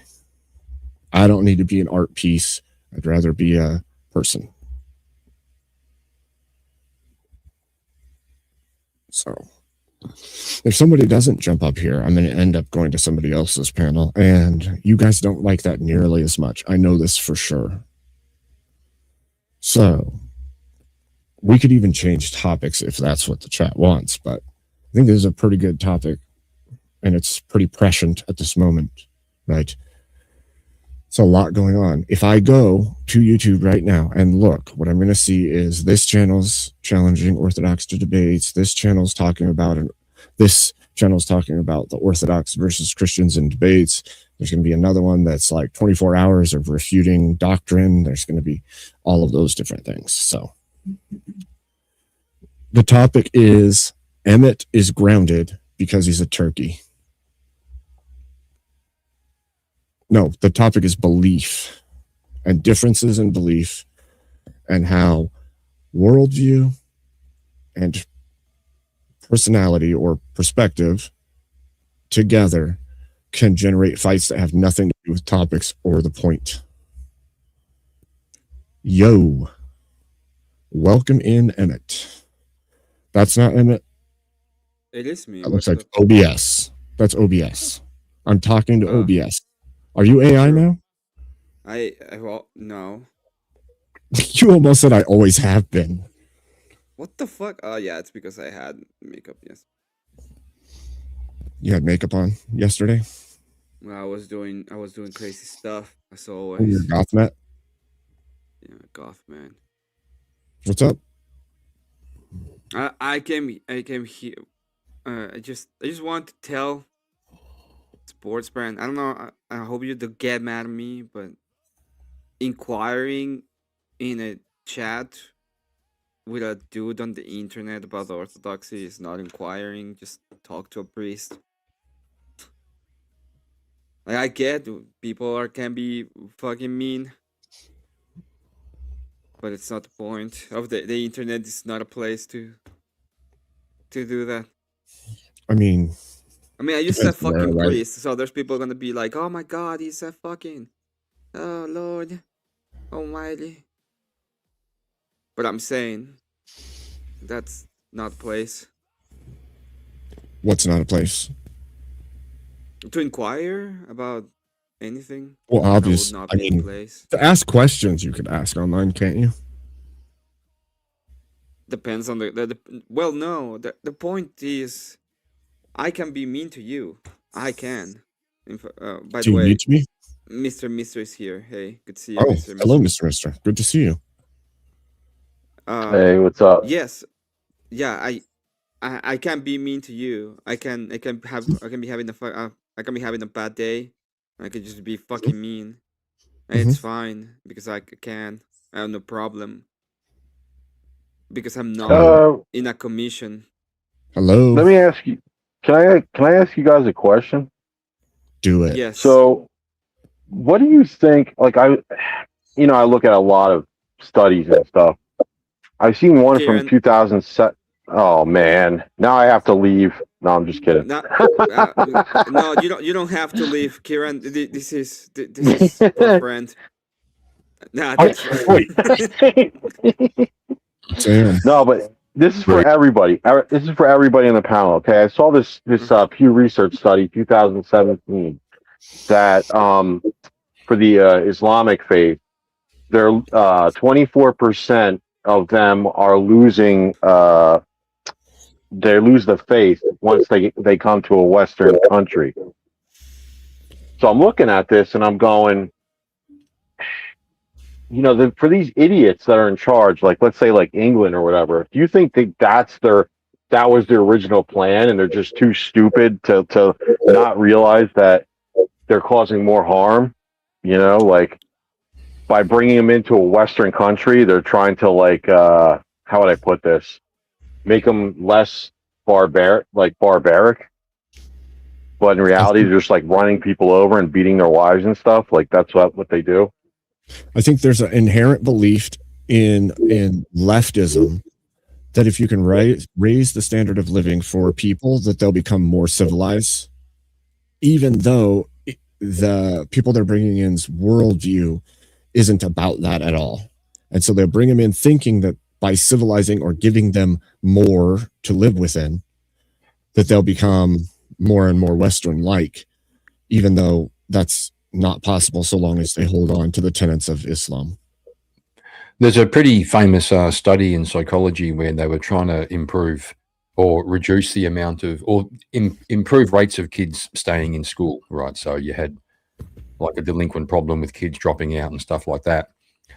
And they created these centers where they had high achieving kids and they would introduce maybe 2 people who were struggling with delinquency into that group. The hypothesis being that the majority of the well-doing students would lift the quality of the results for the Clearing center. And then what happened was the reverse happened. When you introduced a couple of delinquents, it tended to spread through the whole group and it lowered the level. Like even a small minority would lower the level. Things we're learning. Yeah, So- I just want to say that the commission of the church is in the church. So if you want to know about it, just go to a church. Don't go to and even then it's not as easy, and they're not going to make you feel super nice, and that's not the point of So- it. It's that you Mr. understand the ideas, and you are Mr. strong in your faith to go through the process. I will go and that's all I want to say. So You're grounded. How dare you? We're going to debate on something soon, Emmett. I hate the Muslims too. We're going to debate on something soon, Emmett. Well, I hate is hate is a strong word.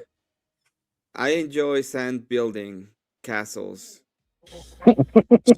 and then throwing Miss- stuff at the sand Oh castles. gosh. So, Mr. I think that the main idea of my answer is I think that there's a large proportion of people that accepted people from other regions coming in because they believed they were helping them. The other part is the governmental persuasion thought that they could get cheap labor and avoid the collapse of populations by bringing people in, that they could pay less and would be less drain on the system. And that's just not the case. They are a greater drain and more damaging. So, quick follow-up question. This is for everybody too, whoever wants to answer. But that study, that 2017, I think it was, the Pew Research study, it specifically said secularism. So, what do you think's a bigger threat to the Christianity, secularism or the Islamic caliphate that never ended? It depends on where you are. I think in the West, secular is a bigger threat because they allow things like Islam to come in and proliferate. I think in the Middle East and Eastern nations, Islam is still a great threat to them, a greater threat than secularism is. But here, I think secularism is because it ushers in things like abortion and feminism and Islam and every other thing that seeks to dismantle the West. Whereas Islam, at the very least, still holds to some of the tenets that we hold to, like they're not pro-abortion, they're not pro-feminism, they're not all of these other things. Now, I personally generally see Islam as a greater threat because of who I am, what I've been through, what I believe, what I think, and how it affects humanity. But I think secularism has done a greater level of damage in the West, and left to its own devices will destroy the West. It's just interesting because I never thought of it like that. Like, I try to put myself in the mind space of what these leaders are thinking and some of the absolute bonehead moves they make sometimes, and I'm like, why are they letting all these people in? Aside from the obvious labor thing, like, I look at that and I'm like, maybe they thought that they could change the way these people think, and I get, like, with the the Judaism and stuff like that, how they had their little woke thing too, where they're not a monolith either. Like, they have lefties that were protesting prior to October 7th as well, so I'm not going to throw them all in one basket as well. Like the Islamists, I understand they have their different sects and everything like that, and you just got to stay away from some of them are like, we don't want anything to do with the West, and I'm like, I'm fine with that. I'm like, look, I just want you guys to be, everyone go to their own corners and kind of just like reset everything, because it's so effed up right now, Yeah.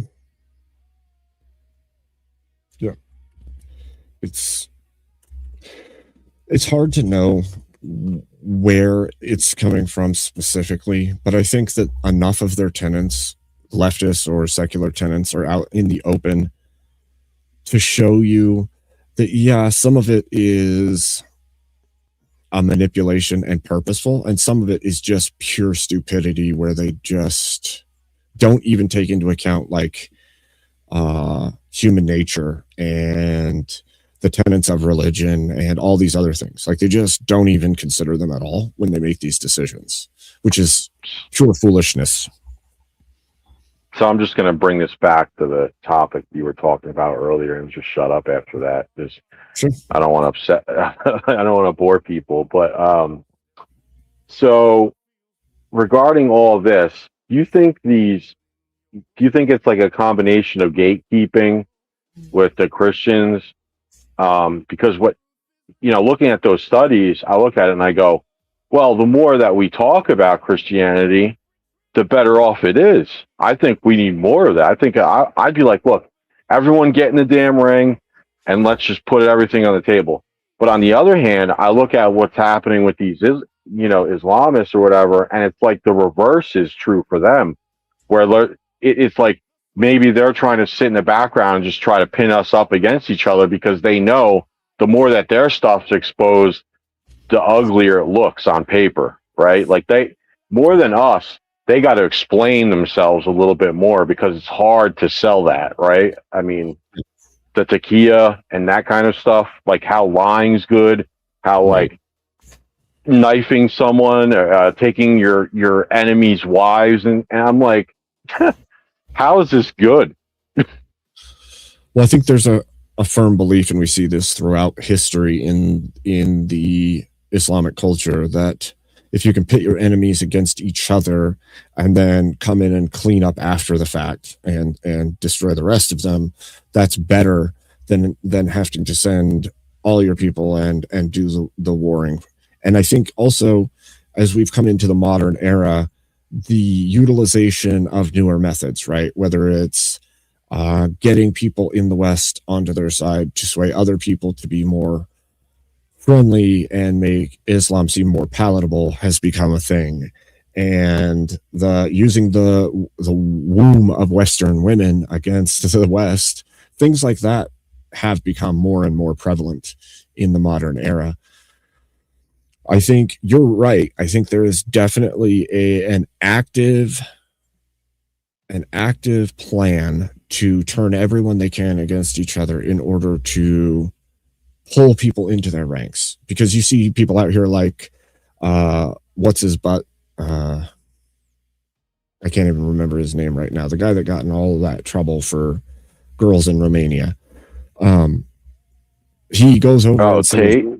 yeah, he says, I Tate? left Christianity because they're too weak to protect their religion. They won't even fight over their religion and all this stuff. So I'm joining Islam. Well, he's trying to make Islam seem like this more masculine religion, and guys should go to that instead. And they're anti-feminism and all this stuff. Well, that's him getting on board with them. And we've seen that from multiple big personalities. You see it from boxers in the 1960s, 70s. You see that from political action movements in the 60s and 70s and 80s, leftists joining that. I think that part of the idea for Islam is to get as much clout in different groups and organizations through exactly what you said. You can lie to people so long as they are not believers of Islam like you would if you're a Muslim. So you just sway everyone you can onto your side. You convince women that their lives will be so much better if they join this group of people. Then once they get there, they are a slave in the home, and they just have to give you children. And I think they're doing the exact same thing in the internet scapes. We see them. What they'll do is they'll go out and they'll insult a bunch of people, and then they'll link a bunch of people that should believe similarly to them to go and attack them. And they'll create infighting as much as possible. They did it to conservatives as well. So yeah, I think it's an active plan. Now, on the other part that you said, I think that Christianity stands a far better chance of making it through something like that, because Christianity is seeking truth, doesn't condone lying, cheating, stealing, doesn't condone the taking of life absent true justification of some kind. So the truth of Christianity shines through, and there isn't a truth residing within Islam.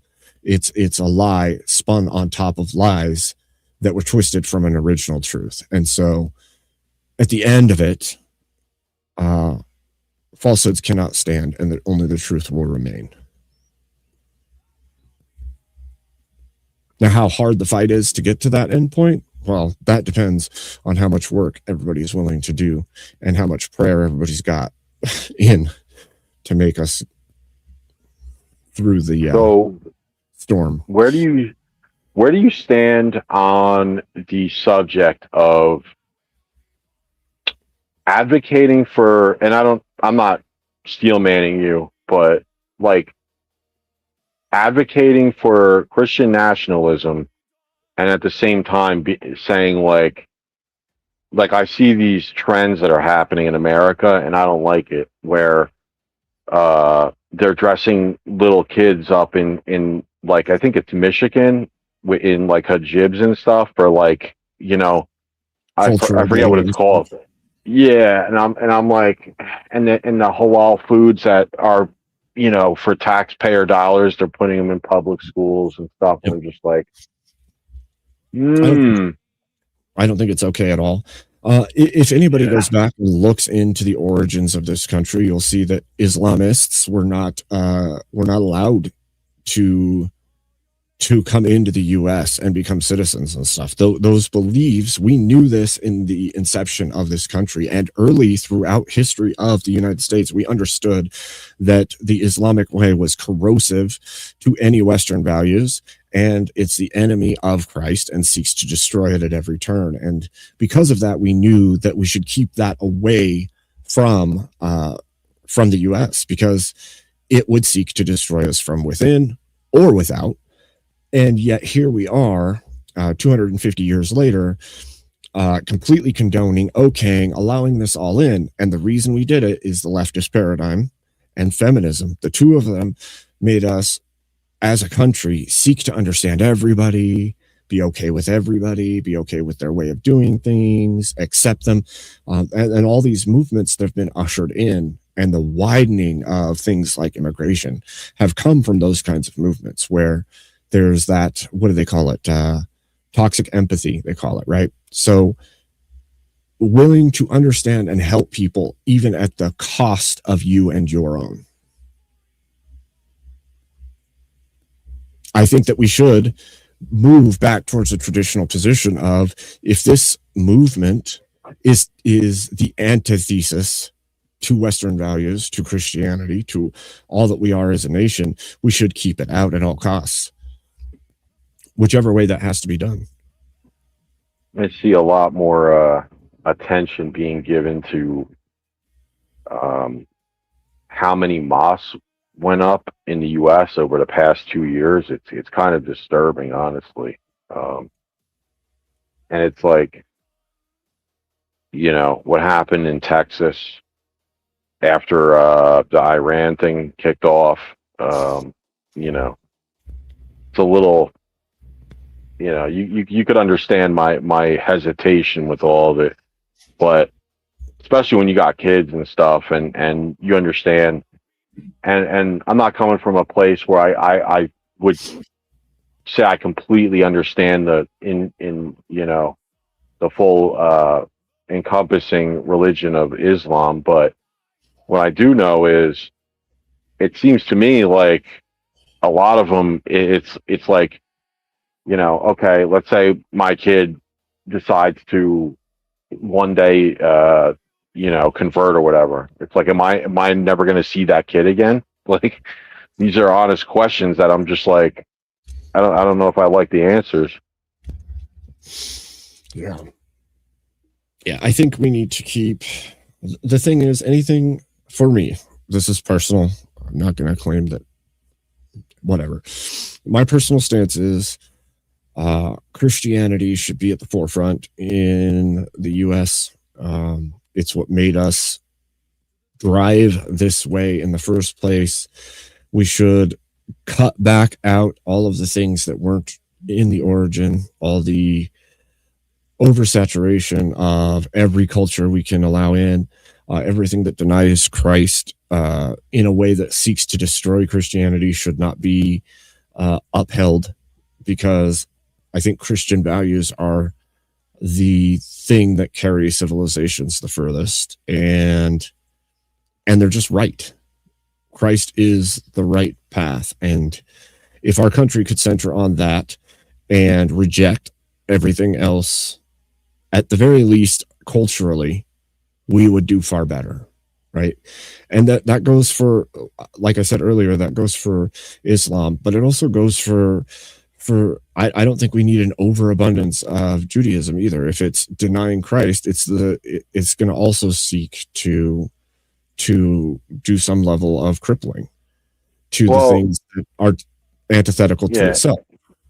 Here's the thing that I'm noticing with that whole scenario as well, right? Like, we've had groups of the you know, Judaism in America and stuff like that, and a lot of them are native born, just happen to be Jewish, right? And I could be wrong, but you know, we're not boomers, obviously, but we're not spring chickens either, right? Back in our day, they kind of kept to themselves, and they didn't come out and go, we want kosher food paid for by tax dollars, you know. True. Which is, and they certainly didn't do what they're doing in New York, which is like stop traffic and start doing like their daily 5 prayers or whatever.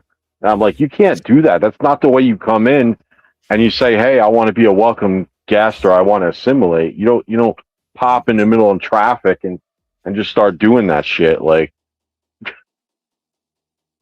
well, here, dude, it's the same thing as like things like the trans movement. You're going to take a tiny percentage of the populace and you're going to change policy and take extra taxpayer dollars in order to accommodate a tiny group of people, while at the same time you have disaffected people from the larger groups all over the place, right? You have Christian families who are struggling, you have vets that are homeless, you have all these other issues of your own citizens that fit into the majority of people, right? Whether it's their religious beliefs, their political beliefs, whatever it is, they are who should be the first benefactors of those things. It shouldn't be the tiniest groups who get the most attention. It should never be that way. Now, that doesn't mean that tiny groups shouldn't get any attention, but they shouldn't get a huge dominance over policy decisions, over where tax dollars go, things like that.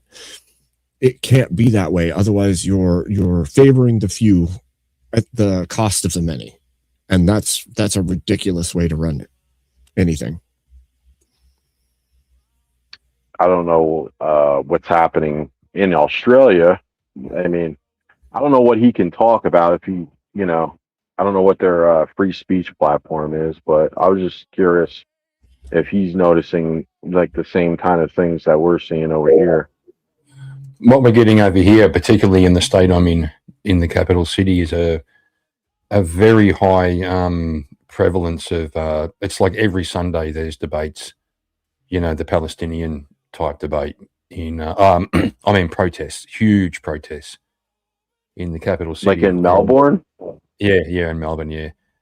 And the police will actively move other people away. There was a couple at one point.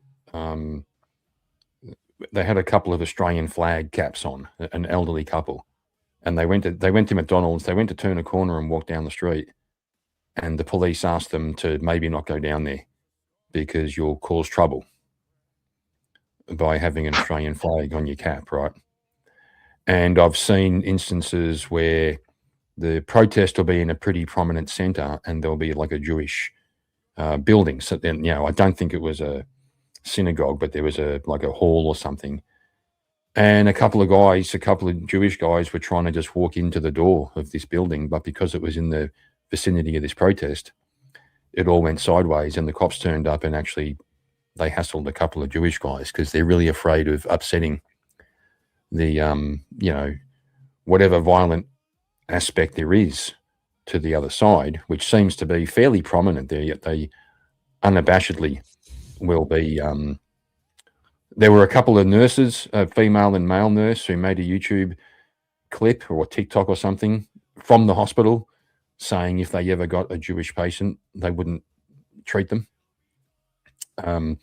They said worse than that, actually, alluding to some sort of expiration. So yes, we have a thing that I've seen in the States as well, and also in England, where the authorities tend to, it's like just keep the peace by not going in there. Let them. I saw a recent reporter, I forget who it was in England. Was it England? Tried to go down into an area known as a Muslim area. She was just doing in real life interviews and stuff. She was a blonde woman. I don't think it was Lauren Southern, but it was someone like her. And she had trouble, the police coming down saying, we don't want you to go down there because you'll cause trouble. Because the area had become so culturally switched that you can't even walk down there yourself. Kieran, is it mostly Islamists, or is it mostly leftists making that happen? Both. Yeah, I'd say it's both. So the leftists particularly, but when there is a whole bunch of old ladies with nothing better to do who will wear that fucking whatever that scarf thing is they wear with a checkered pattern on it. They'll come out wearing that and be losing their friggin' minds over Palestine. They obviously have no idea what they're talking about. And then there are real, there's even been there's a guy over here called Avi Yemeni with Rebel News. He's been right at the forefront. He'll turn up at these protests, and even he cops a lot of flack. He's had threats. He's had things thrown at him. And the cops tend to just say, look, can you not cause trouble by being there? So Australia's a funny country that way. It's the same thing with the transgender stuff. It's all gone under the radar. We had a high court, like a federal court appeal just the other day. a lady called Sal Grover was taken to court. You can't make this shit up. The case was called Tickle versus Giggle because she created an app with her mum called Giggle, which was for women to do networking. If they want to find a roommate, if they want to get advice on parenting, stuff like this, it was for women. And this this guy identifying as a woman got rejected by the face recognition software they use to verify that you're a woman. Subsequently started a campaign to get himself in there. He was rejected directly by the owners, took it to the Human Rights Commission. It went through court. Tickle was the person's name. That's why, like their surname. So that's why it's Tickle versus Giggle. Sal lost to this person, had to pay 10 grand in compensation. And then it went to the High Court, or the federal court, the highest court. We're talking $1 million worth of legal fees here. She had to crowdfund. The appeals court doubled down and doubled the damages. But the really important thing is that they drew on a definition which was created by our only female Prime Minister, Julia Gillard, quite a few years ago, who, in terms of female rights, you've got to have a definition of male and female. And she wrote into that legislation or that definition that identifying as a woman is sufficient, and that you cannot reject someone based on their appearance or like anything, basically. So Abe, you or I could walk into a female gym dressed the way we are right now and demand that we be allowed in there. So it's written into not the Constitution, it's written into law now through the Human Rights Commission. So, and all of this stuff is going under the radar in Australia. Mainstream media. How do you guys fight this then? I don't know. She's going to appeal again. I didn't think you could appeal against the federal court. So it may not be the High Court. We have our highest court is the High Court. They keep talking about the federal court. So there could be one more option. She's looking at another $1 million to fight that case. So she's been out there. She's been defiant. She's been doing press conferences and stuff. They're only ever covered by right-wing sort of outlets on the internet. There's no coverage at all in the media. I haven't seen one single thing. Well, I don't watch mainstream media, but I don't watch TV at all. But I can guarantee there's been no. This stuff just goes under the radar completely. I don't know how people do this subversion of language. Do you guys see what happened in Italy over the weekend? They took it down of X. That, you know, I have an archive that I monitor all this stuff. Basically everything news. So in Italy, some lunatic just went on the sidewalk with a vehicle and just like gunned it and ran people over. And it was along the lines of what we're talking about. They took it down, so you can't. I mean, I don't know how exactly. I'm sure there's somewhere you can pull it from, but the point is, I saw it right when it first came up, and I was just like, "Holy crap!" I mean, this guy bowled right. You know, people are having like tea and stuff, kind of like the sidewalk, like you would have like a tea shop or whatever. They're just sitting there, and some lunatic is in a vehicle. Bam! Just bowls right on the sidewalk. Ran over like 7 or 8 people, and they're just sitting there, lying in the friggin' middle of the road, and nobody's doing anything. That's freaking crazy, I'm like, dude. Yeah. Oh. Like, a huge portion of this is basically complete subversion of language, right? Like you're talking about, Kieran, when they start using woman instead of female, right? That's purposeful. It's a purposeful thing because it used to be woman was synonymous with female. And when they disengaged woman from female, it was in an attempt to make all the legislation that took for granted that woman meant female and make it work for whatever they want, right? Because if woman had a static meaning of adult human female, it's impossible impossible for males to get into female sports, female places, female protected areas. And by detaching those two things, they open the doorway for anything and everything. And they're doing the same, all kinds of things, to be fair. Yeah, they do. Woman is actually just a subcategory of female. So female's broad. They can cover plants. There are plants that are female. There's male, female plants as part of their reproduction, insects, animals. So the first one is it's an adult female. Human female.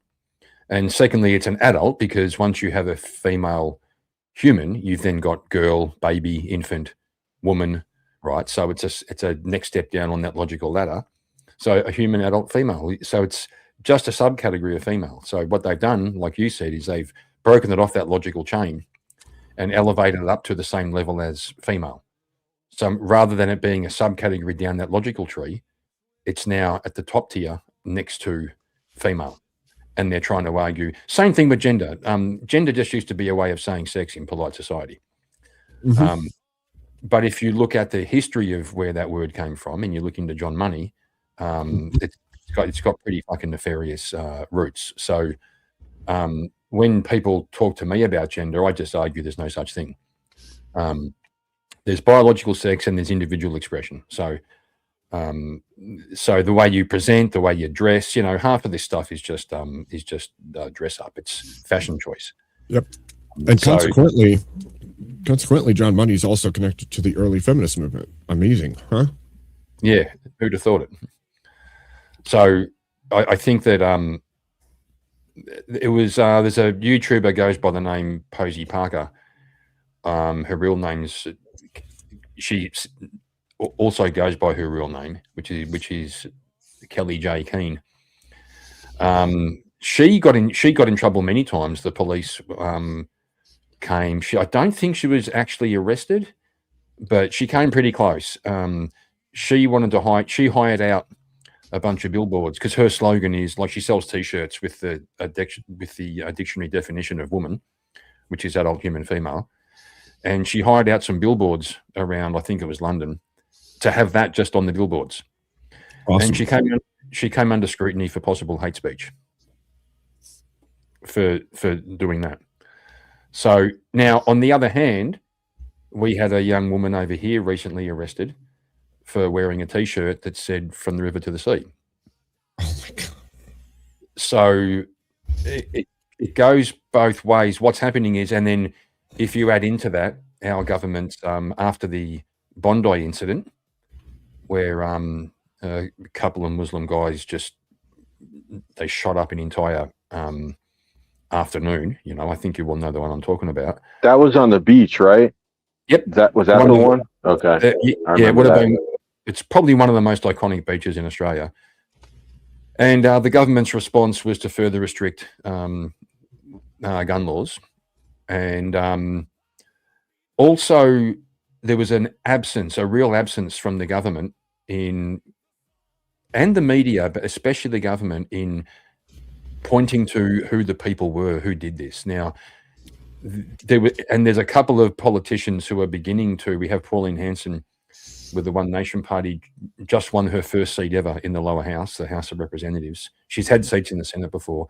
She's now polling as the highest, as the most popular in the country, which for a small party is incredible. So she's on the right side of all this, okay, in terms of immigration, in terms of gun law, stuff like that. So in the polls, it looks like she's getting some legs. But the government itself, we've also brought in the world's first restrictions on social media. So legally now, under 16-year-olds aren't allowed to use social media.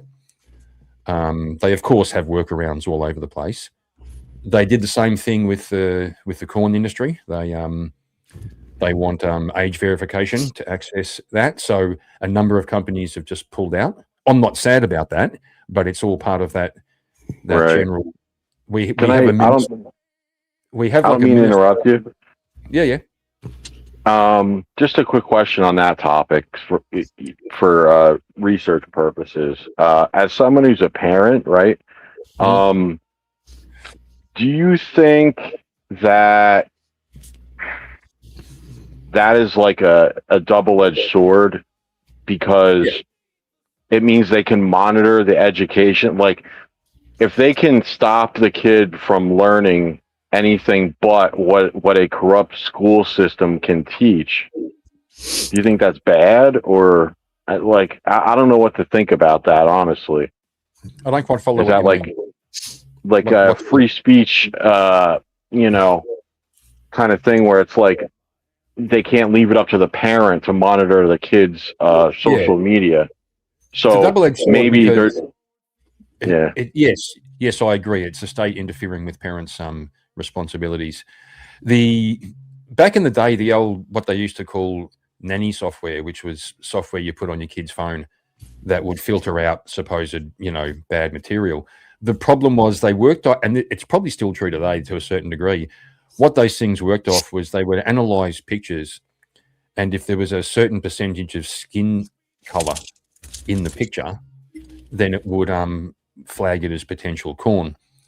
Now, that also wipes out half of or all of classical art, like it wipes out all of Michelangelo and Rubens and all of that. So, it's always a double-edged sword, and I think Abe would agree with me. I've seen Abe commenting before in chats that I'd rather the government stay the fuck out of it.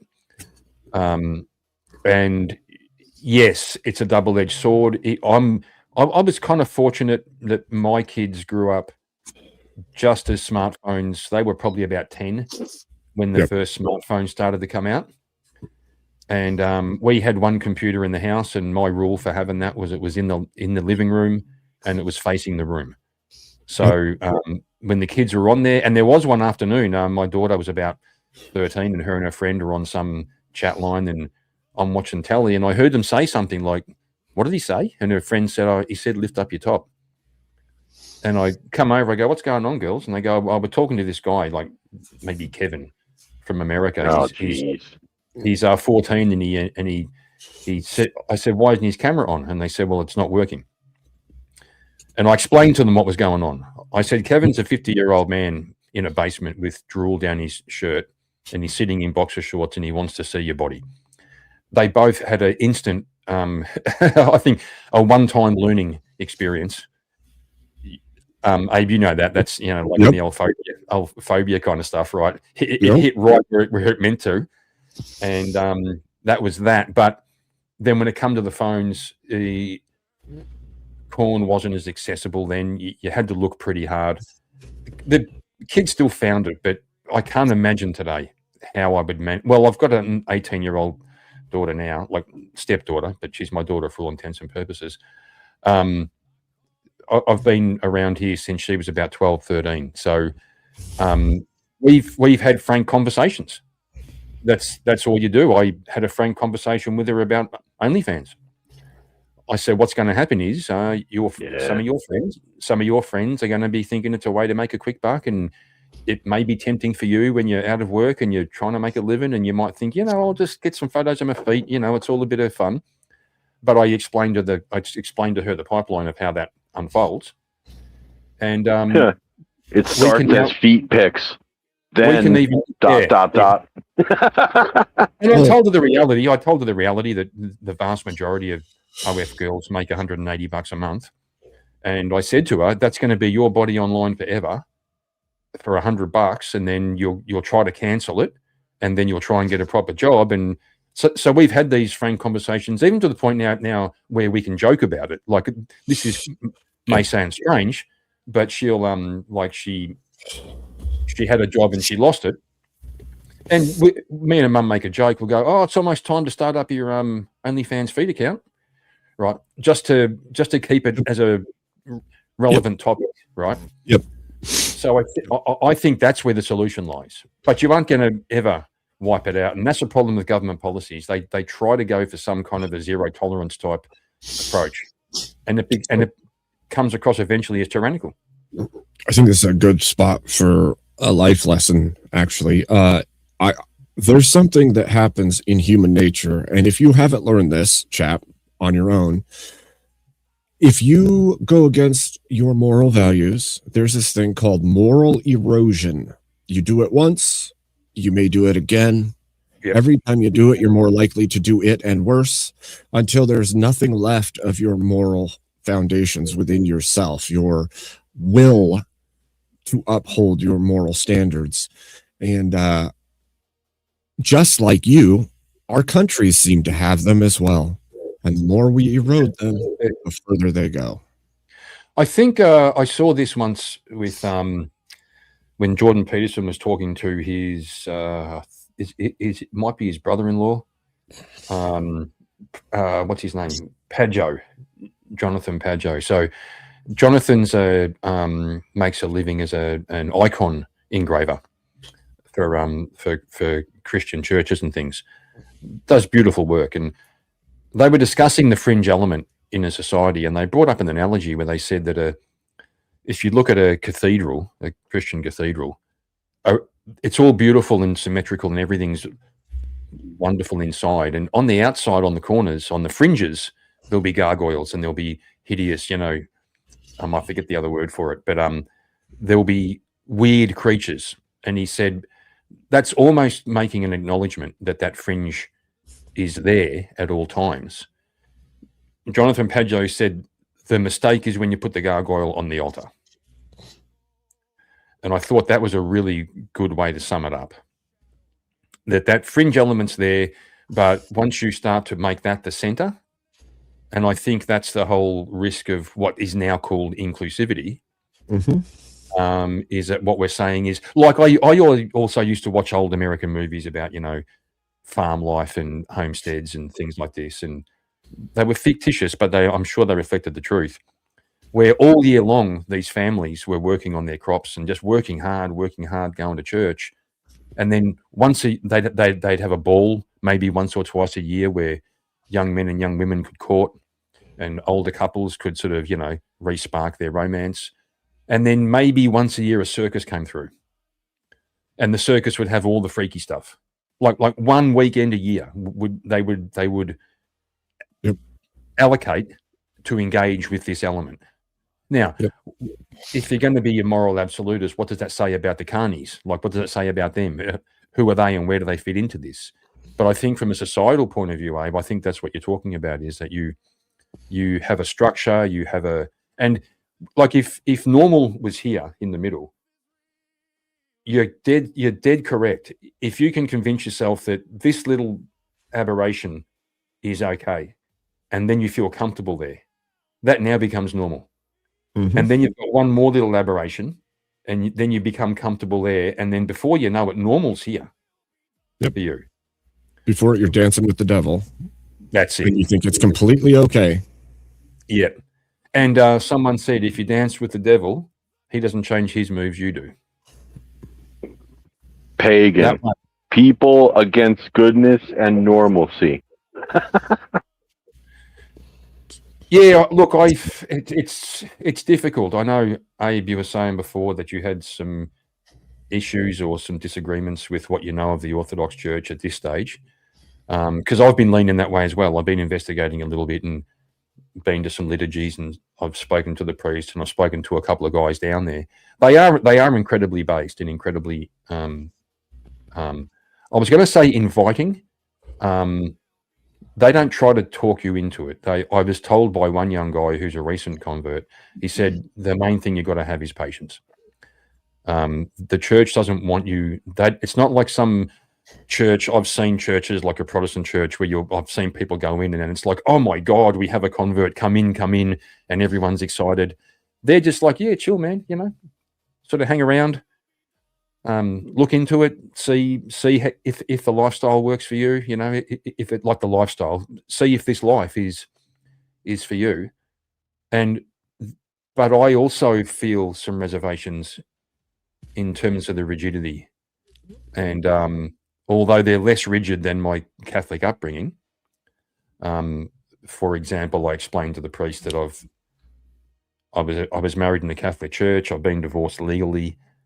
I've remarried again in a secular marriage, and he was like, yeah, whatever. We've always accepted second marriages. It's not now, I'm sure if I'd been married in the Orthodox Church and then a divorce would be a whole different thing. But he was kind of saying, yeah, sure. Like we aren't about that. Right. Whereas the Catholic Church, I don't even think I'm supposed to have communion in the Catholic Church, and I don't think I've got any way to return, because as far as I know, I haven't spoken to anybody there, but as far as I know, I can't take communion, and I can't be absolved of the fact I'm officially, by their terms, I'm still married in a Catholic marriage, Right. and I'm living in sin at the moment. So they just kind of block me out of that. And I think, well, life's complicated, man. Like, we're doing the best we can, There's not always a choice. Yeah. Especially in the modern era, right? When a spouse can up and leave legally without reason or cause, it doesn't, where you're standing is in your church can't do anything about that. If the West has gotten a hold of the mind of that woman to the point where she can just walk away from her spouse and her kids and go party her life away, well, how are you supposed to resolve that? Well, I'll respond to that, but I will begin with a disclaimer. I'm not blaming my wife for it's just a personal thing. I'm just making sure I was fully responsible for this. This isn't. I'm not one of those guys who had a selfish, crazy wife who took off. I'm still friends with her until this day. Well, I wouldn't say we're friends, but we can. If I needed something about the kids, I mean, they're all grown adults. But if I had to talk to her about something, I could call her right now. It's amiable. It's amiable, yeah. The marriage contract today, I heard somebody put it that it's the only commitments in a marriage contract are actually about divorce. It's actually a divorce contract, because there's nothing you need to fulfill. I mean, back in the 70s, I think it was, or the 60s, here in Australia, they had to define, because marriage, part of the contract was that the couple engage in sex, right? We had a legal case here where the judge had to actually determine what's the amount, because laws like that, it needs to have details. Right. He came up with 52 times a year. So part of the contract of marriage was that each partner should legally, effectively, be available. Yeah, 1 week a year, or 1 week. One week, once a week on average. Yeah. Now, it doesn't mean if your wife won't have sex with you, the cops come and arrest her. It just means that gives you grounds for breaking the contract. Right. That just gives you grounds for breaking the contract. Now, all of those are gone. Like it used to be, you had to prove there's infidelity, or he's an alcoholic, or he's not fulfilling his side of the contract. Right, a cause. So the marriage contract was a contract. Mm-hmm. Now it's not. It's a divorce. It's a pre-divorce contract. It just sets down what happens when you get divorced. Then there's responsibilities, and then all these things come up. So it's hard to, like, I'm married again now in a secular marriage, but I might be called sitting on the fence, or I might be called like a pretender. But this time I see my marriage more like a sacrament. I can't claim that, as I'm not an active member of a church, but right. I see it that way. Well, there's okay. I agree with you. There's a thing here where you've seen me argue for only making marriage religious, right? You've seen me argue that before. My stance isn't actually that. My stance is that marriage between a man and a woman is good for the community, for all, to be fair. Yeah. Now, I would prefer that it's through God with the church, through the church with God, right? But the truth is that marriage promotes making children and growing a family. And from what I've seen, marriage also draws the man and the woman closer to God, because they begin to understand the world in greater dimensions. And then children do that again to you. They really make you realize the weight and the reality of the world that you live in, and make you grow up some. But I agree that marriage is a good institution. And I agree with you. Like, you should hold yourself to that standard. You made vows before God to a spouse. Now, even if the marriage isn't set up in a way that there are things you'll have to hold fast to the way that you used to. At the very least, you said your vows before God. And if you believe in God and you believe that you are held to those vows and your spouse also is held to those vows, then you ought to live those out in reality, right? Yeah, I think that also helps you to take you through difficult times. So in my first marriage, for example, I was married very young. I was married at 18. And over the course of the years, you have periods of time where you maybe don't see eye to eye, and your thinking might go to, maybe I'm in the wrong place right now. Maybe we aren't right for each other. And without that, now I was married in the church, but I left the last day I went to church was my marriage. Up until that, I'd been going every Sunday. So I turned 18. My wife at the time, we got married at 18, and that was the last time I went to church. So I was already, I probably went through it more as a cultural thing, because I couldn't even imagine a conversation with my parents saying we aren't going to get married in the church. Once we were married and we moved out, of course, we could do whatever we wanted, and we had that freedom. Nobody had to know, in a sense. But I think during those periods where you start to soul search and you might question your relationship, and you might question, a number of things. If you don't have that sense of sacrament and that sense of your vows being actually meaning something, then that can stop you in your tracks and go, hang on a minute. Okay, having a hard time here. What were the vows? So it puts you in a different direction where you say, now this may even seem impossible, but I've got to try and work this out. And you miss out on the opportunity of what fruits might bear from actually working that out. Because that kind of thing, I can imagine, could be quite incredible, where you both work your way through something that looked like it was going to break you up. Yeah. And over time, you resolved it. And I think I even think about the effect on my own kids. My kids were all, they would have been, they were all of age, probably early 20s when my wife and I divorced. And again, in my thinking back then, I was thinking, well, at least they weren't 5 years old or 6 years old. We raised them together all the way through until adulthood, etc. They all had left home, etc. But now I think about it, I can still imagine that it does have an effect on them. Yep. The entirety of their childhood and teenage years were under a certain premise, which was mum and dad are together, and we're a family. Mm-hmm. And then to separate like that, even I think even as young adults, I can imagine that still being quite a undermining of the foundation of what they might have thought. Yeah. It's not a very good example, put it that way. I think it erodes the trust in the institution of marriage, right?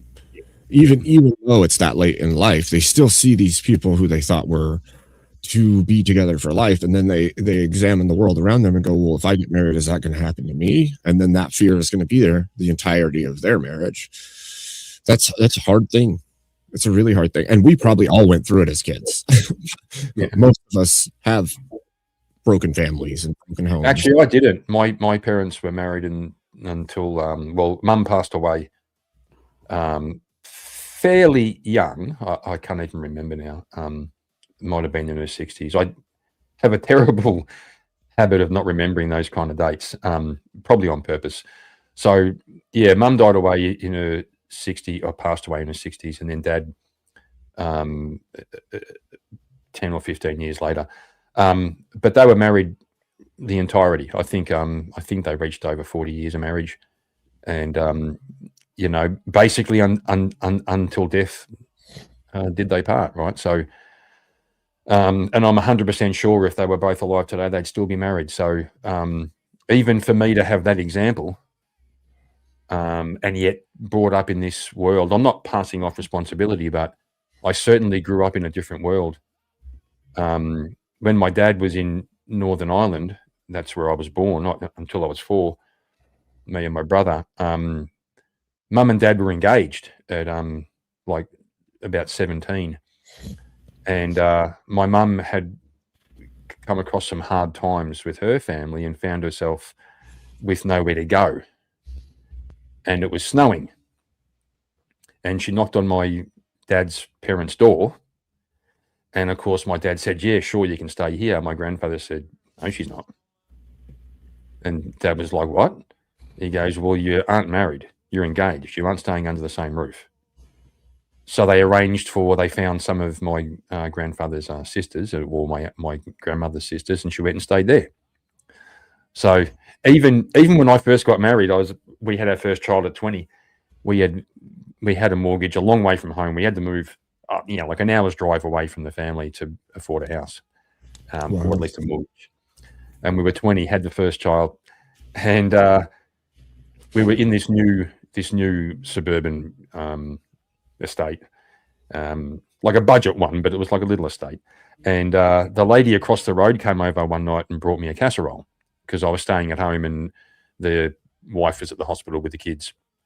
And I told my dad, and my dad even, this was 1990. And my dad even sort of said, oh, Kieran, I don't know about, a lady bringing your food to your house when you're at home on your own. And I'm going, Dad, it's just a neighbor coming across, right? She's married. Like, I know her husband. But that kind of sentiment. So, like, there's always a balance between those two. Mm-hmm. That sounds kind of archaic today. But there was a reason for these things. Wisdom. There's wisdom in it. Yeah. Right? There's a wisdom in knowing that men and women are affected by one another, and even optics can matter. Even if something didn't happen, the appearance of something possibly have happened can have effects on people, right? That could affect your spouse, for instance. They could then be wondering things. Well, they don't need to wonder those things because you're faithful, but they'll still wonder them because there's a level in our mind of doubt. Plus, the temptation is never a good place to put yourself. And they knew that, and we seem to have relinquished those kinds of sentiments that were wisdoms to protect us from ourselves, mostly. Yeah, there's a saying that our traditions are just experiments that worked. Yep. I kind of like that idea. There's always a balance between it. I guess traditions can calcify. But I saw a series here we had in Australia. It was actually an Australian series. Not a bad watch. It's called Brides of Christ. And it follows the life of a few young nuns, a few young women who join the sisterhood, is it called? That sounds wrong. But they become nuns and they're going through that process and they're dealing with, a little bit of dealing with sexuality, a little bit of dealing with life in the nunnery, stuff like this. But it ended up orienting around the young women were beginning to want to relax the traditions within the nunnery. So things like when it was a hot day, they wanted to have shorter dresses or whatever it's called. Like they have the habit and they have the gown.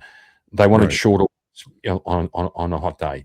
And they had this whole idea of the older nuns were a little bit sort of fuddy-duddy and feeling uncomfortable about it, and the young ones were kind of pushing forward to make it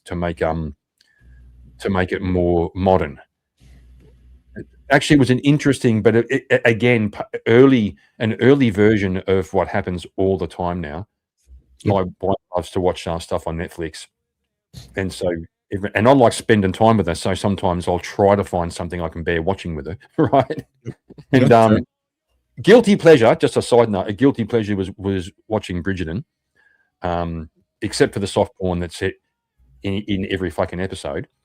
Apart from that, they really highlighted the very precise and minute courting processes that were involved. It was kind of interesting to see it on steroids. Right. Like a man and a woman caught in an orchard walking along by themselves was a fucking scandal, right? That kind of thing.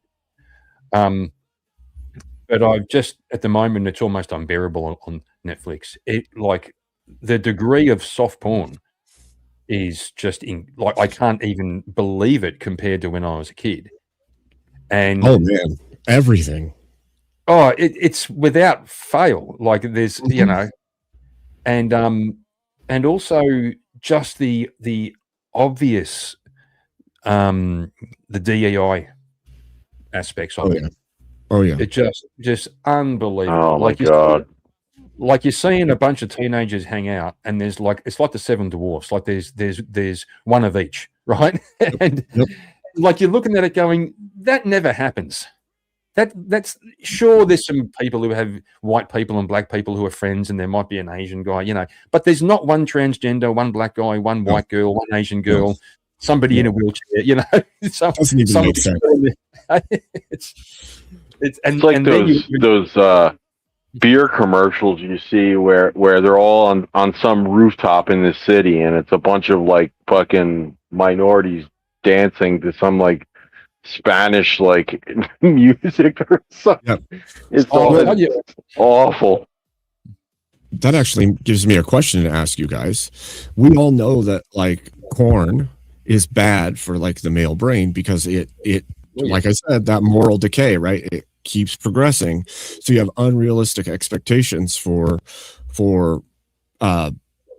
relationships, whether it's So do you think that the same is true for television? We're getting all of these representations of reality. They're so far off kilter because the percentage of people is incorrect to reality. All these different things are out of whack, and they're being pumped into people's heads all the time. So then you have all these leftists thinking that we need to have equality across the board, even though there's a percentage of people that couldn't even fill the positions that they're saying they want filled. I got a great example of what you're talking about. So they have this big thing right now going around about this transformer in this upcoming movie called The Odyssey. I'm sure you guys have at least came across it in passing or whatever, but on the daytime show of post-menopausal women gathering the spew, they were talking about how the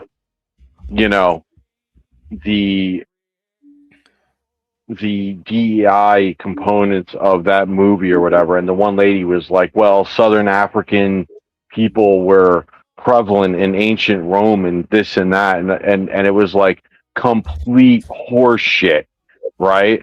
But they were just like, they would not let it go on this stupid show. And you hear all the SEALs in the audience like clapping. I'm like, this is I've got to say, that's one of the things I hate the most about that sort of stuff. But I have to admit, back to Bridgerton, when I saw the promos and stuff, I thought, oh my God, have a look at it. The Queen of England is fucking Asian and the Prince is African, and it was like legit. Like, but once I started watching it a bit with the wife, they did it well in the sense that they weren't trying to convince you that these people actually were these nationalities. It was obvious that they had taken a position to disregard, when it came to casting, to disregard race. So anybody could play any role, and it was great fun. I actually enjoyed it. And once I watched some with my wife as well. It was a fun one for sure.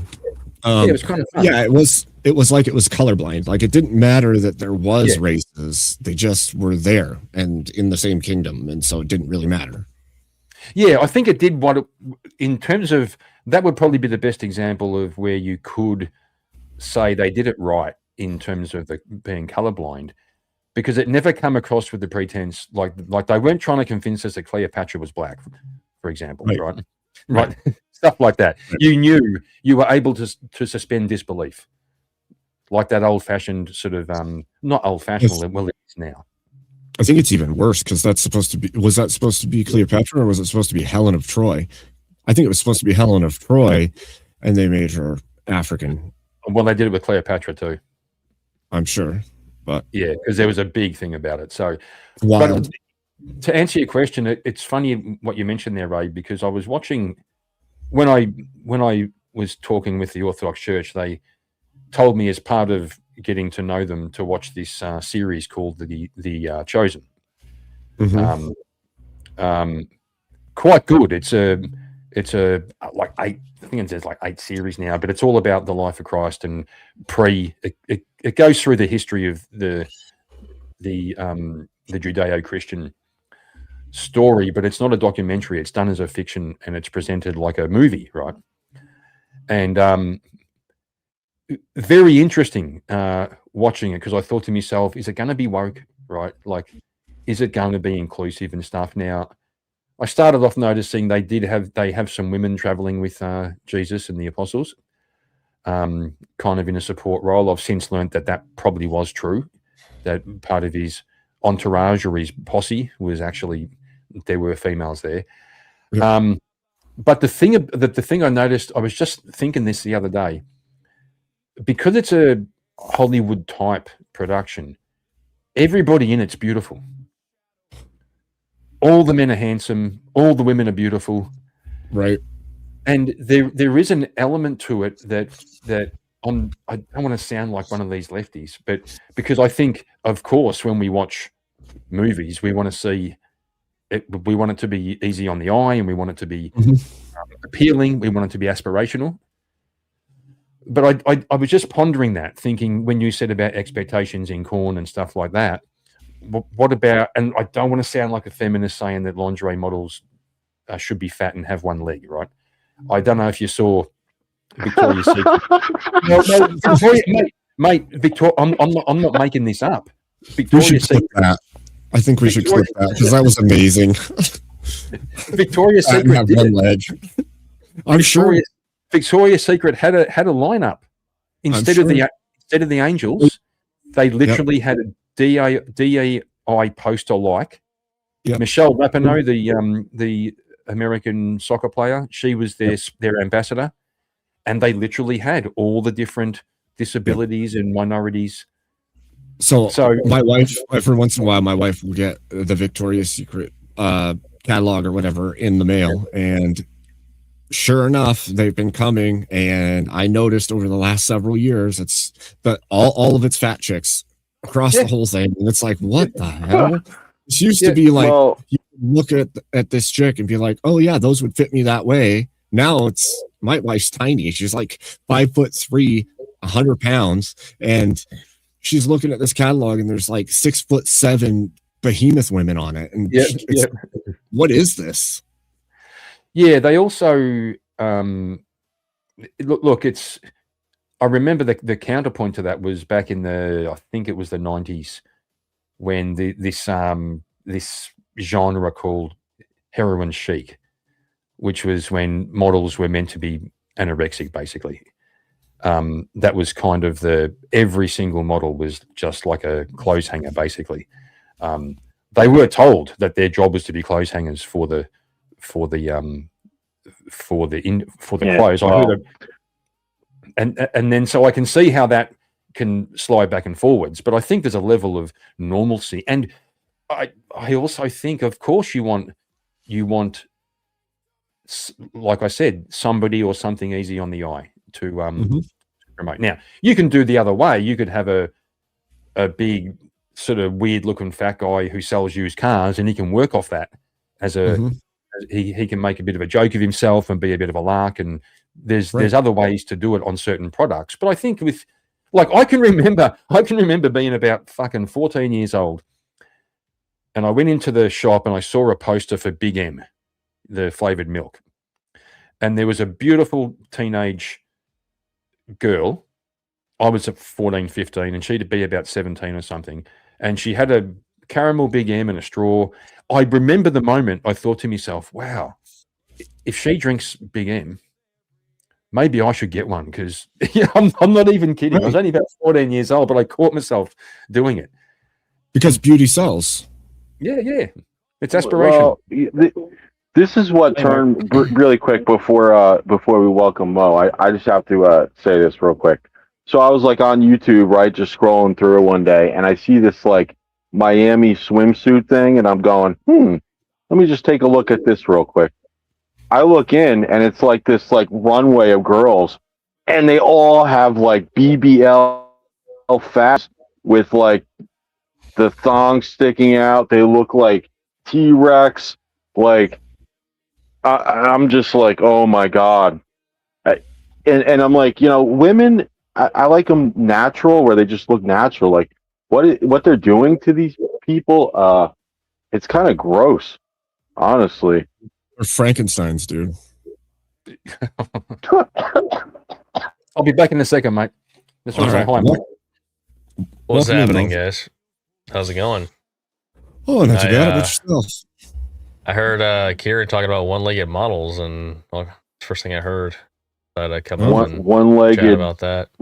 one interesting. freak shows. Interesting. Yep, freak shows. Yeah, it's funny. There was something that recently I was talking to somebody about this. Old Navy, I think it was in 2021. They decided to, they were jumping on the woke bandwagon, right? And they were doing the whole ads for all the land whales, right? And it was just like a bunch of them, like just like crazy, like, oh, we're gonna have our inventory is gonna include all these plus sizes, right? And they packed their warehouses full of it. Well, guess what? None of that shit sold. It cost them dearly. It cost them like 1.8 billion, I think it was. Yep. What? And then they had to correct course because what was happening was they had all this extra inventory, and then people who were like basically the normal size people who were like medium or large coming in, they were looking for their sizes, but everyone was buying those. They didn't have, and all they had was the inventory of the larger ones. So people were like, well, shit, I'm gonna stop coming because they don't have my size. So they actually started losing customers on top of that. It wasn't just that they had extra inventory; they were losing bleeding customers too. Well, that's when they So- started becoming primarily online sales after that, right? Because there was no way to keep the stores stocked, and the sales had dropped off so badly that there was no point. Yeah, so it was definitely one of those cases where the wokeness cost a company quite a bit, trying to appeal to a demographic that doesn't actually support your company. Yeah, I'm off in here. So I want to agree with something that I saw Ben Talk say down here. The revisionist history is done for one purpose, and that is to create revisionist history that will program children that don't know better to align with other ideological societal pushes. I agree with this. When you suspend disbelief, you allow things into your head. And for children specifically, if they've only ever seen things all jacked up and then they hear a false history, it's already in their head because they've seen it on TV shows and cartoons and everything else that it can be that way. So it's real viable to their brains. Yeah, that's why you got the crazy broads on The View talking about Homer's The Odyssey. Odyssey, right? And it's like, no, it's completely. It definitely could be. Helen of Troy could be black because of the area and this and that. And it's like, no, it's never stated that way. It was very specific where she was from. And don't ever listen to The View. Those women. Well, I only saw a clip. I wasn't. Let me be clear. I wasn't watching it on my break or anything. I saw a clip of them saying that. Let me clarify. Most of those women are as retarded as a human can possibly be. Do not watch that show. Of course, and yeah. if you have a family that watches that show, you should castigate the show as much as possible. Tell them how stupid it is, how false it is, how wrong it is, every chance you get. Well, the crazy thing, though, going back to like your point about teaching, the woman that was saying that, my understanding is she used to be a teacher. So, who knows? Yeah. Well, that was my contention earlier with what Kieran was saying. They're going to limit social media, which I could be on board with 100% for kids under a certain age. But at the same time, I look at the other side of it where it's like, the false ideology owns the educational institutions. So do I really want them to have a monopoly on it? Where I'm kind of like, I don't know. I saw this one article and they're teaching this class. It's called Biases in Media, and they're teaching it K through 12. And I'm going, what business does a kindergartner have learning what biases in media are? It doesn't make much. Well, it makes sense for them, I guess. I think anything you put in place law-wise or something to that nature to try to restrict this or try to like do some kind of good towards what we would agree would be brain rot for children. Ultimately, I don't know if it's really going to fix the issue. I think what's going to fix the issue is just good parenting, because you really can't beat that at the end of the day, and that's really what's going to come down to. Like you have to, as a parent, you have to be active and just understanding like what your kids are ingesting. Also who their friends are, right? That's a big one. A lot of people overlook that. because you could teach them the best you could, but if they get in with the wrong like friend group, then they're gonna adopt a lot of what that friend group has to say ideology wise. Yeah. Yeah, I agree. I remember the ice protests and whatnot. And I remember you had these schools in the north, right? And they were the teachers were allowing them to go out in the middle of school and protest. And you had these base parents. They would come in and they'd be like, "Wait a minute, why are they not in school? Like, you can't do this shit." So they were like, "I'm pulling the kid out of class," and the teacher was like, "You can't do that." It's like, wait a minute, this is my child. I can do that if I want to, right? Like, you're not doing your job. It's just, I don't know. It's leftist ideology trying to supersede the right of parents over their own children. It's always the case that they want the village to own the child and not the parents. That's what they want. They want to be able to indoctrinate your child freely without you getting in the way. So they will do everything they can. They need it. If they don't have that, then they can't basically replicate. Because a lot of the ones on the left aren't replicating. True. That's actually a good point. If they're not making enough children on the left, which they never are, then they need to steal your kids. By the way, holy shit, Kieran, your production value just went up way. I feel behind. I gotta do something on my end. Yeah, I got myself a physical green screen rather than like an OBS That's one. good. It's got limitations in how far I can pan out. This is about as far as I can get back from the camera, but this is why I don't cam up too much. Let me see if I can turn it on. Hold on. I have a green screen, but I need to reposition my camera. I think yours works okay. So I can change like this, right? Just like that. And I'm being chaotic if I want to, It's right, yeah. So I'm building up a catalogue of different and I've gotten back into my old graphic software. I used to do a bit of graphic design work freelance, and so, but I tell you, ChatGPT's just changed the game. It'll do most of the groundwork for you half the time. It's unbelievable, actually. Yeah, it's gotten better. Yeah, there we go. Better. Now I'm like a tiny. You're like a legal library. As big as me. I know, right? Damn. Like some huge atlas beside you. Yeah, they're big books. Yeah. Yeah, but Mo, I reckon yours works okay. The angle and stuff and the background and all, it's all, at least you haven't got laundry lying on the floor and, Right, yeah. Just copper over there in the corner sleeping somewhere. Yeah. I thought you meant copper as in like random copper that you'd picked up for scrap out of some building site. No. Haven't got that desperate yet. No, that's all right.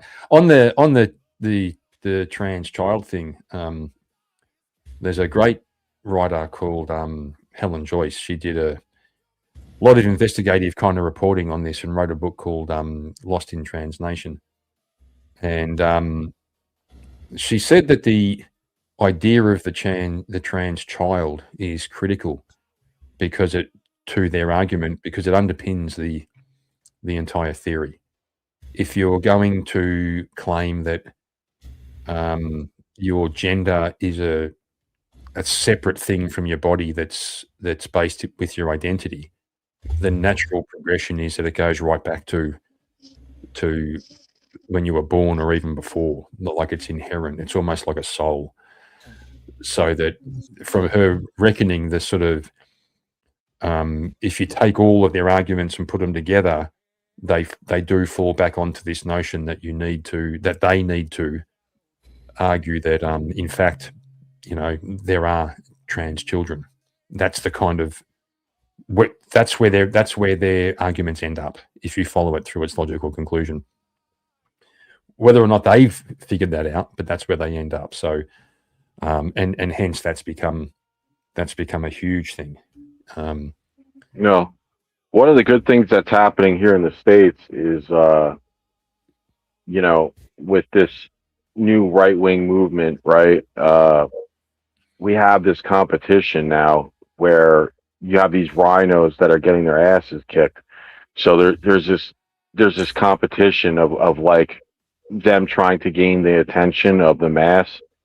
And this guy Abbott out of Texas, he just came out with a I posted it in Abe's Discord, a detransitioning medical I haven't read it, but it's like an article about how he has this hospital now where they're detransitioning kids or people that want to do it at a certain level or something like that. But it's great. So that's only because they're trying to get rid of one of the other guys that he's not really doing anything. So we're in like a season, election season, where it's getting pretty hairy. So when is Albanese getting kicked out of your got at least a couple of years yet. How is that possible? That guy's been in charge for like how long now? I don't know how many terms he won, but it's at least his second term. So we don't have unlimited terms. So what do you guys do? 4 years or 8 or? Yeah, 4-year terms, but there's no limit on how many. So we've had prime ministers for 30 odd years before. Oh shit! Damn. Just kept That's getting crazy. Oh. That's a crazy amount of time. Yeah. He's not real popular right now. The problem is that the right-wing party, pretty much, they had the biggest defeat in their history at the last election. The leader of the what we call the Liberals, so our Conservative Party is the National Liberal Party. I think they use the word liberal more in a classical sense than what you guys have there. Yeah. They're supposed to be the party of small government and that kind of thing, less taxation. They got absolutely destroyed. Even the leader of the party lost his seat, which is kind of unusual because the leader normally has the safest seat in the whole country. And they've been decimated. So that's where this third party, One Nation, looks like they might be. Don't know if they could recruit enough members between now and the election to actually form a government, but they could certainly be a formidable force if we have situations here sometimes where the government has a very small majority. It might be one, and it just takes one scandal and they lose their majority, and then or someone to cross the floor. So the small parties get a bit of clout because they'll need to vote with one of the parties. So those small party members can get things done for their constituents by agreeing to vote alongside either party to get bills passed. At the moment, our government has both houses, the upper and the lower house, so they can't even be stifled in the Senate. So pretty much they can rubber stamp their own bills, which means, it's a lot of shit going down. So you can have Kinda like guys that Canada. are just in power for, like you said, 30 plus years, same position Indefinitely, as long as they're voted in. Indefinitely? As long as they're voted in, yeah. So let me ask you something. When you have that, do you notice more of how do I word this? Do you notice like bigger ideas that take longer times to complete getting done more than than I guess other places that wouldn't have that? Or like, what is your take on that? Yeah, I guess in my lifetime, the John Howard, I don't know how many terms he got. I think he was the second longest prime minister, I think 20 odd years.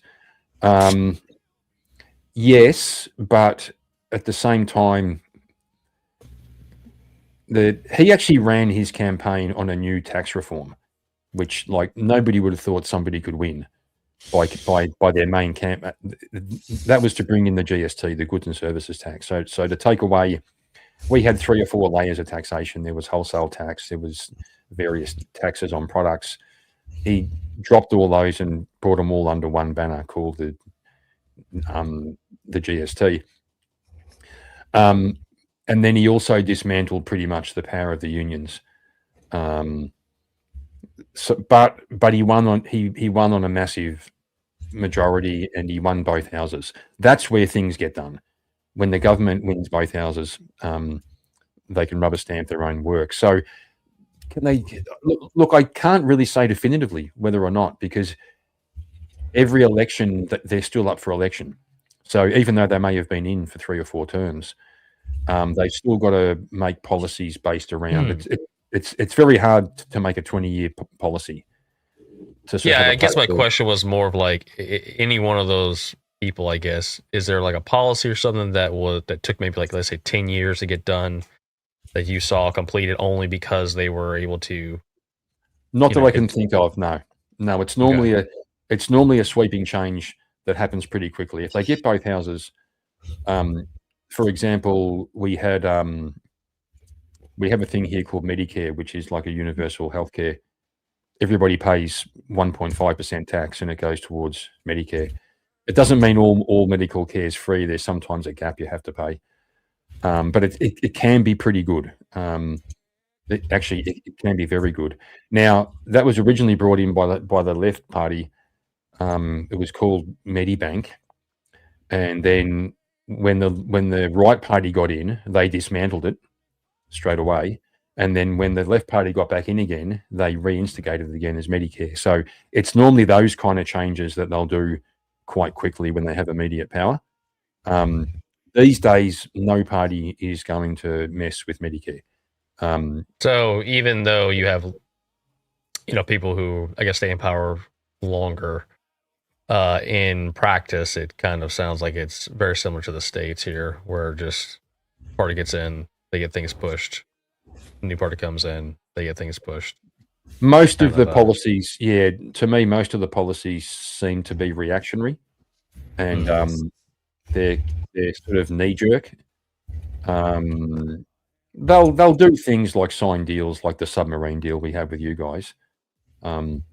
The one that we had first with France, and then we broke the deal and paid something like $800 million in fucking compensation for breaking the deal. And then we decided we'd hire you guys to make them instead. There'll be things like that, which are going to be a 10-year plan or something. But once it's a contract set in stone, well then, it's already done. But I haven't seen. There was one prime minister once, or maybe he was running at the time, and this would have been over 30 years ago, maybe 20 or 30 years ago. His name was Tony Abbott. I'm not joking. We had a prime minister and a deputy prime minister whose names were Abbott and Costello. Right? Oh, that's freaking ridiculous. fucking funny. We also had a transport minister. That's pretty good. We also had a transport minister. His name was Vic Rail, and our Victorian rail system is called Vic Rail. And we also had a police commissioner whose name was Robin Banks. I'm not even kidding. Amazing. I'm not kidding. Amazing. Yeah, but so now the policies tend to be shorter term, right down to they'll literally buy votes. They'll literally say, if we get elected, every family's getting $500 as some kind of incentive scheme, they'll call it.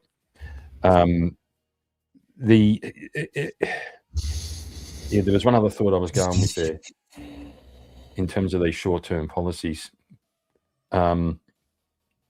They just tend to evolve around short-term economic gains. The right-wing party in the last election tried to bring up the idea of nuclear power as a good solution, but it probably came a little bit out of left field in terms of where the community's sitting with green. You guys don't have nuclear power plants? Or do you mean nuclear armaments? No, I mean power plants. We haven't got an army. No, we do have an army, but it's, no, there's no way Australia's going to have nuclear weapons. Not anytime soon. No, power plants, we were seeing it as a solution, but the Labor government's committed to this fucking net zero idea.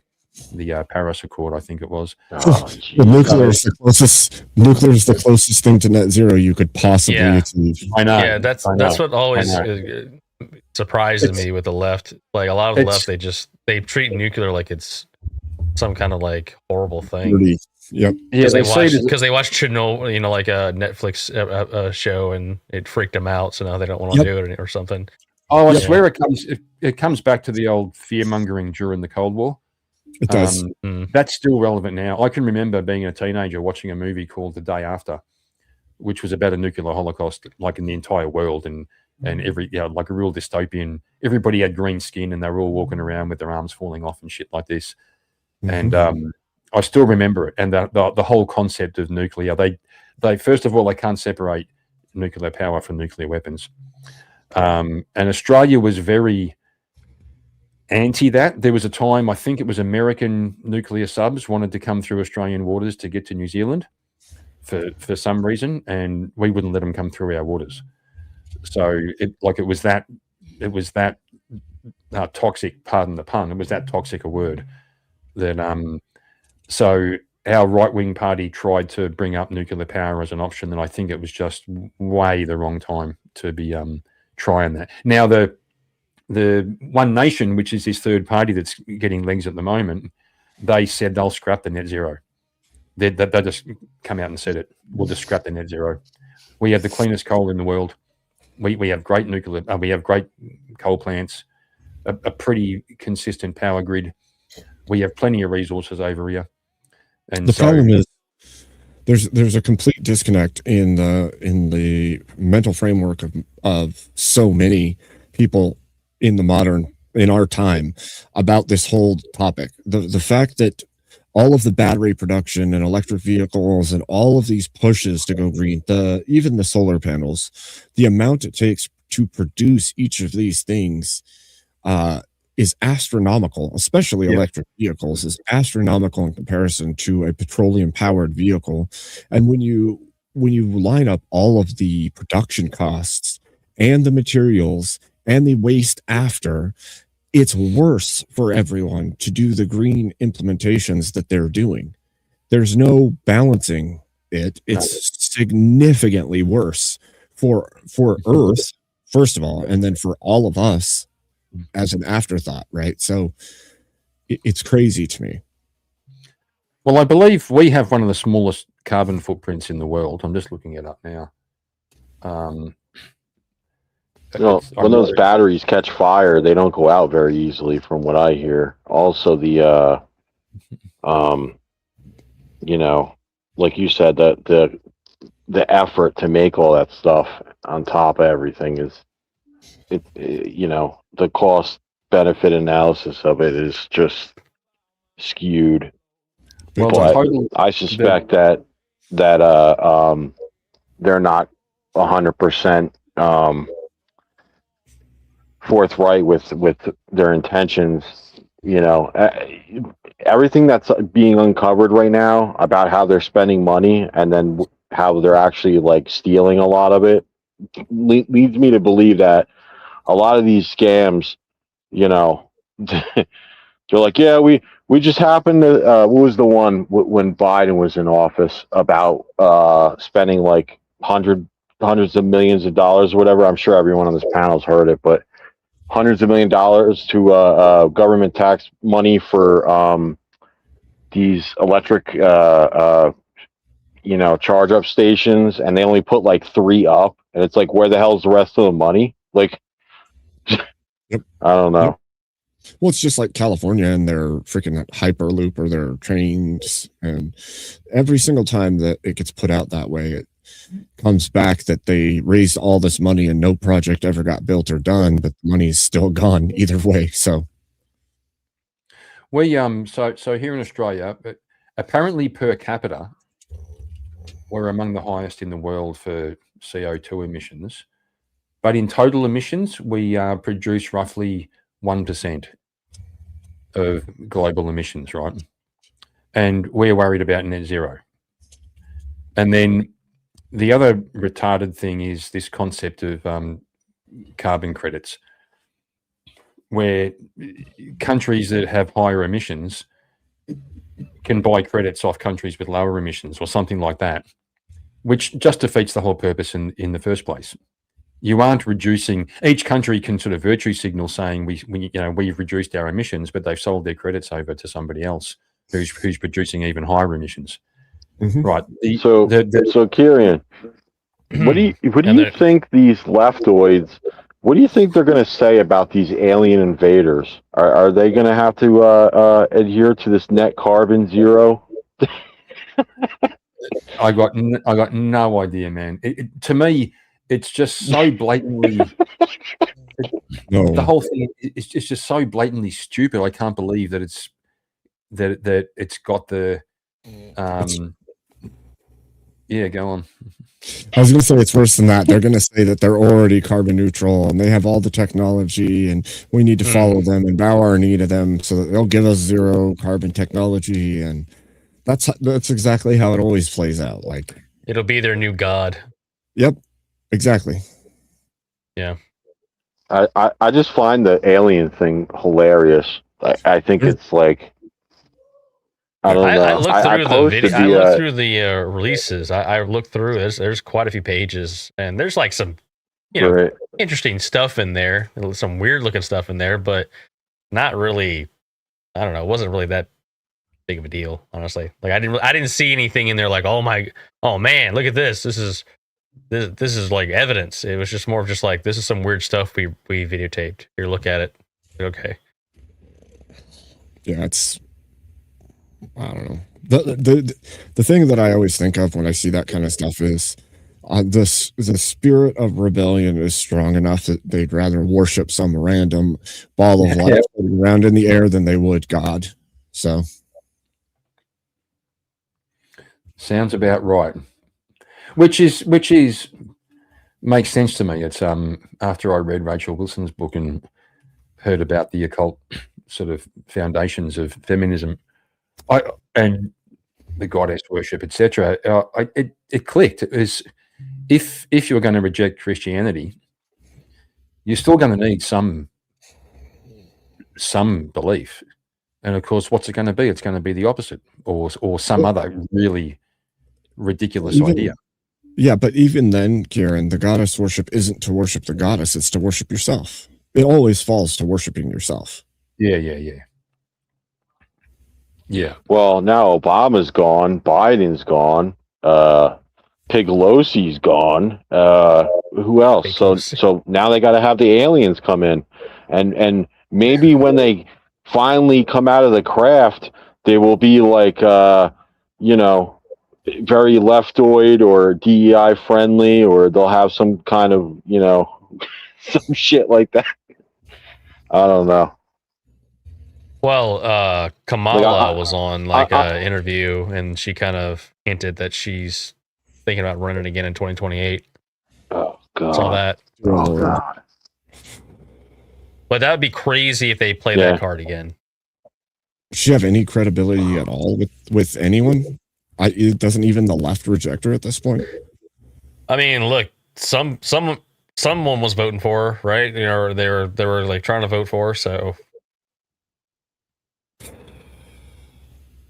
Until they, that's the problem. Is we don't even know, because you can't get. One thing I'm learning: we can't get accurate voting data right now, right? Because of what they've done. Yep. Like some of these states, they're getting sued because they won't release proper data on anything, because obviously they're hiding shit. So. Yeah, of course they are. Yeah, I don't know who else they would run, but I guess Gavin Newsom, maybe they might run him. Said. Who knows? Well, to the right. Did you see Nick Fuentes saying he's in talks with people and they're going to run a completely unique candidate and he won't tell anybody who it is yet, but he's going to back them and he's going Democrat this time? And it's like, what are you even doing, dude? Well, I don't know. I didn't watch the full thing, so I know that he was talking about kind of like almost like an accelerationist viewpoint. Yep. Like, to punish the Republicans for not holding to their words on certain subjects. But I did hear him mention. Yeah, I did hear him mention that there's some new candidate, but what I did hear, it didn't sound like it almost sounded like it was going to be like a third party or something. Like it didn't sound like it was going to be, but I could be wrong on that. But yeah, he said he didn't want to name who it was because, his excuse was throwing his backing behind it would be too controversial and pull people away from him. So I don't know. See who it is, I guess. We'll see. Yeah, he's got some. Tyrion. He's trying to play like a very dangerous game. He is super dangerous for everyone. Yeah. Well, I think that what he's doing after looking through all this crap for a long time, I think what he's doing is he has one goal, and that's to kind of dissuade the right. I think the thing that happened with J6, him getting the 250K in Bitcoin from a French unnamed person that supposedly unalived himself, right? And then he doesn't get jail time. Then all of a sudden, everything this guy does is against the right. Like, it's never good enough, ever. Nothing anyone does on the right is good enough for him, right? And I didn't hear about this Bitcoin thing. Where this coming from? He said it in an interview about Tucker. He was talking about Tucker back. This was like 8 months ago. He did an interview about how he was so upset with the anti-J scenario, and they were asking him about it, and he said, "Yeah, he didn't talk about the J6 thing, but that actually happened. He had a bullhorn. He was at J6, and he was telling people to go to the Capitol, but you have people who weren't even at J6 that got arrested and picked up. But somehow this guy, they're going to leave him alone. That's very shady. I'm not making any claims to saying that, he's a plant or anything like that, but it's very suspicious in that regard. There was a research paper done, the National Contagion Research Institute did a study on his numbers, and they found out that he had a lot of like foreign bots that were in his audience, right? And so the reason why this became a thing is because supposedly the same thing happened to Tucker, and then people had put two and two together and realized that some of these people that were supposedly right wing, that were anti-J or anti-MAGA, supposedly, they all have pro-Islamic groups that are supporting them. And so these creators eventually find this out, and they realize that in order to make money, my audience is Islamic. And they can't say that out loud because they're supposed to be right-wing. And then what happened was Laura Loomer did an investigation into Tucker, and she got a hold of a FARA document that said Tucker was bought by Qatar. Like he had some deal with Qatar. Have they presented that data in actual I have it in my archive. I have that. I have the Nick Fuentes document. I could bring it up right now if you wanted me to, but the other thing is Megyn, Kelly, she was bought by a subsidiary of Fox. The same thing that happened to Tucker, because the Wall Street Journal secretly hated Trump, and so I'm pretty sure they're owned by that group, but then they broke away because after, it looked like when Tucker did that Russian thing where he went to Russia and had the interview with Putin or whatever, he wasn't the same as he changed after that. Something happened where he made some deal with the Qataris or whatever, and that's when everything shifted. And then now it's become this thing where he's not even trying to hide it. He's just Islam's great and this and that. And then the other one was Candace. You know, originally it was the anti-J thing, and then it was she had that interview with the rabbi that went bad, and then all of a sudden she's reading from a Quran on her show, and then it became like now it's to the point where people were investigating, find out. See, it's different for her because her husband was a British lefty, right? And they understood there was a path to making money by appearing to be right wing, but in reality, that was never the goal to begin with. You could tell for each of them when it came to election season because they don't want the right winning. None of them do. Right. Everything they say is against it. Everything, and so you know, I got that on clips too, where each one of them's like, I don't care about elections. Don't vote for Republicans. Vote for Democrats. And I'm just like, man, that is some Well, it's I backdoor looked shit, up man. I looked into this Bitcoin thing. A French computer programmer who was terminally ill on December 8th, 2020, a month before January 6th. He moved Bitcoin from France exchange through intermediary wallets and then sent 28.15 Bitcoins, valued at 522K, to 22 addresses in a single transaction. Shortly after he died by unaliving, he left a blog post saying he was chronically ill and wanted to leave his wealth to certain causes and people. And Nick got the lion's share of that donation. Wow.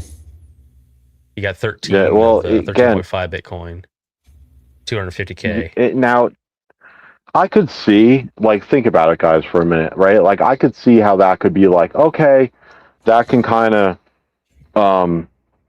we can kind of look at that and say, yay or nay or whatever, right? But when you have all these coincidences that, you know, at a certain point, these things become too much of a coincidence to be a coincidence, right? Like, right. I don't know. I'm not making claims about them. I'm just saying it's very shady how these things happen in succession. And it's like now, you know, much like those other ones, they go from, yeah, I'm pro MAGA, Trump's great, to, yeah, this, that, to, yeah, F the Jays, and now all of a sudden I'm all for Islam. It's like, wait a minute.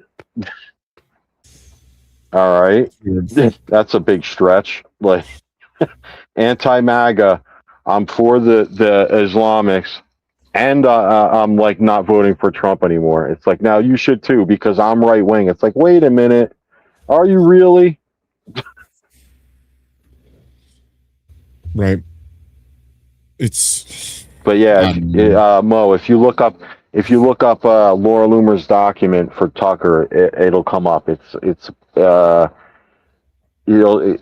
say like register or FARA register, something like that. I have the document, but you could see he got paid by a Qatari foreign national to do an interview or something like that, and it was like, then it became, he ended up I think he got an offer to buy land out there as well, and that was like right around the time where he started losing his marbles and shit on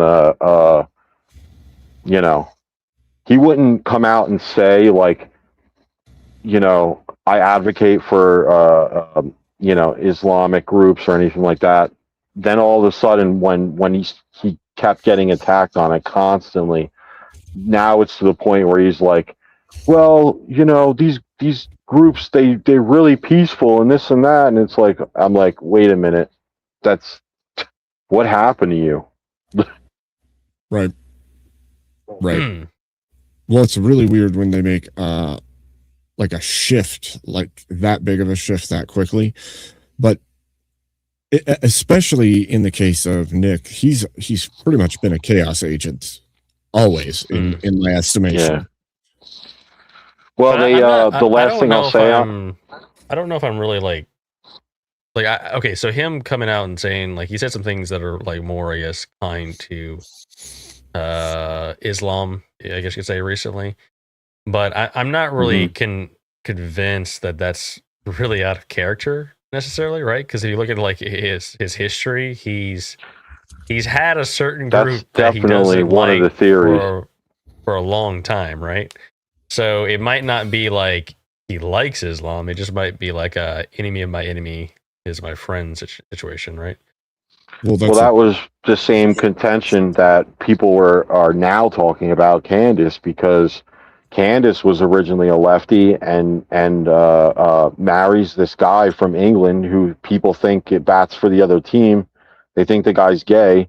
So it's like, to your point, Mo, it's like, were they always like that and just pretended, or did they change and then change back? It's kind of like that's what people are kind of speculating on. I'm saying that looking through the rhetoric and just kind of like the edgelord memes, he's always been very critical of Israel.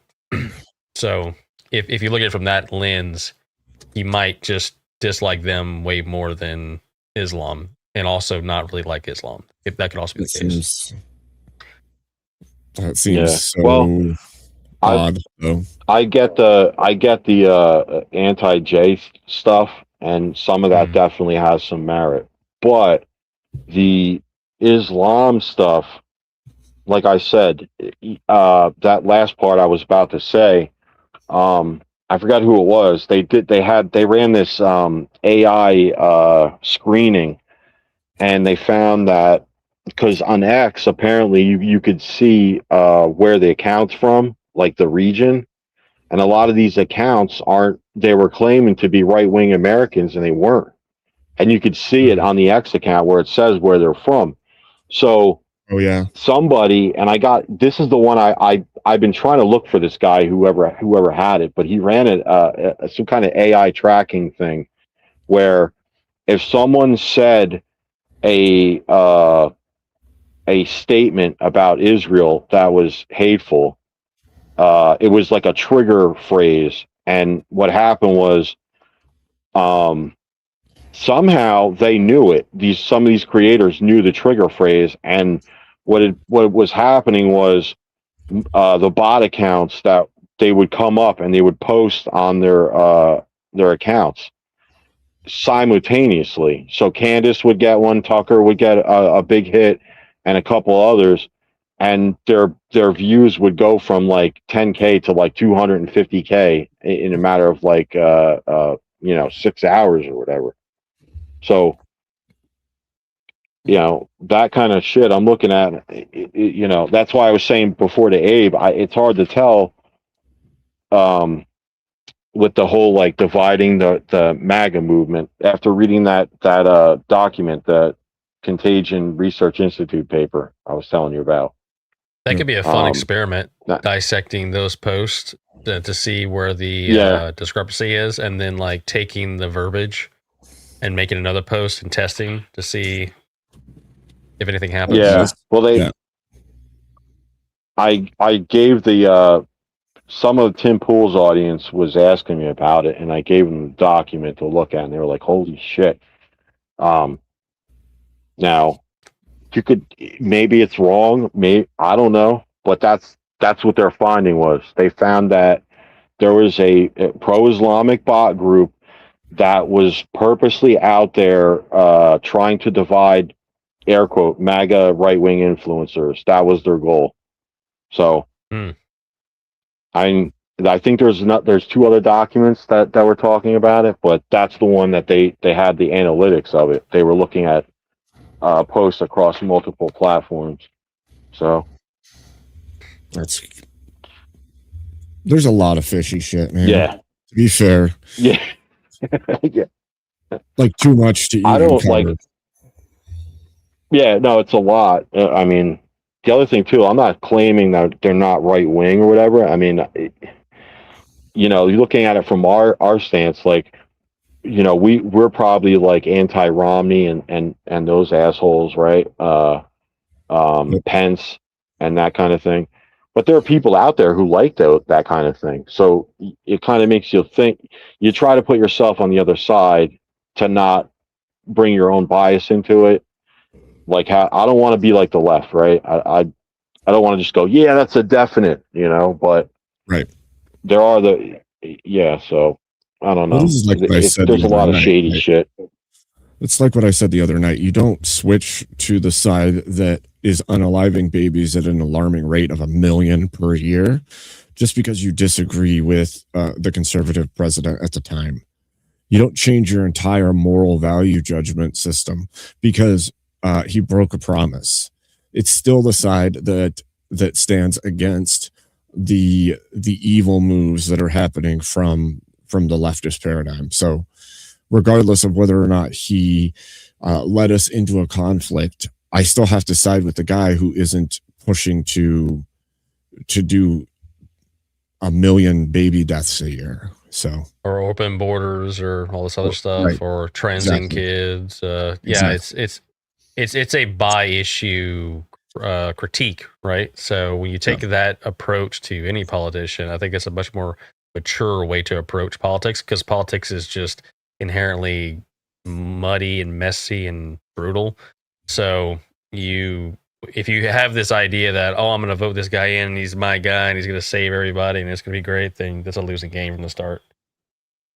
Yeah. Right, because their standards are obviously different, right? Like they want to pretend like it's a monolith, and the standard for us is absolute perfection because that fits their narrative of, oh, you're not upholding, your morals that you claim to, when it's like there is no perfect system, there is no perfect leader, except for Jesus, of course, but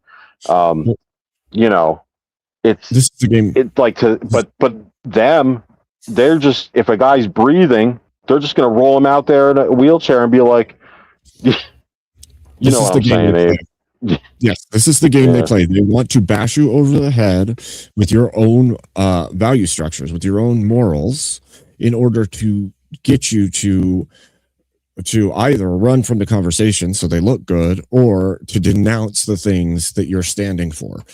They do the same thing with your beliefs, with Christianity, with everything. They want to try and take whatever bad part they can find and use it to say that the whole of the system must be bad. So why are you there?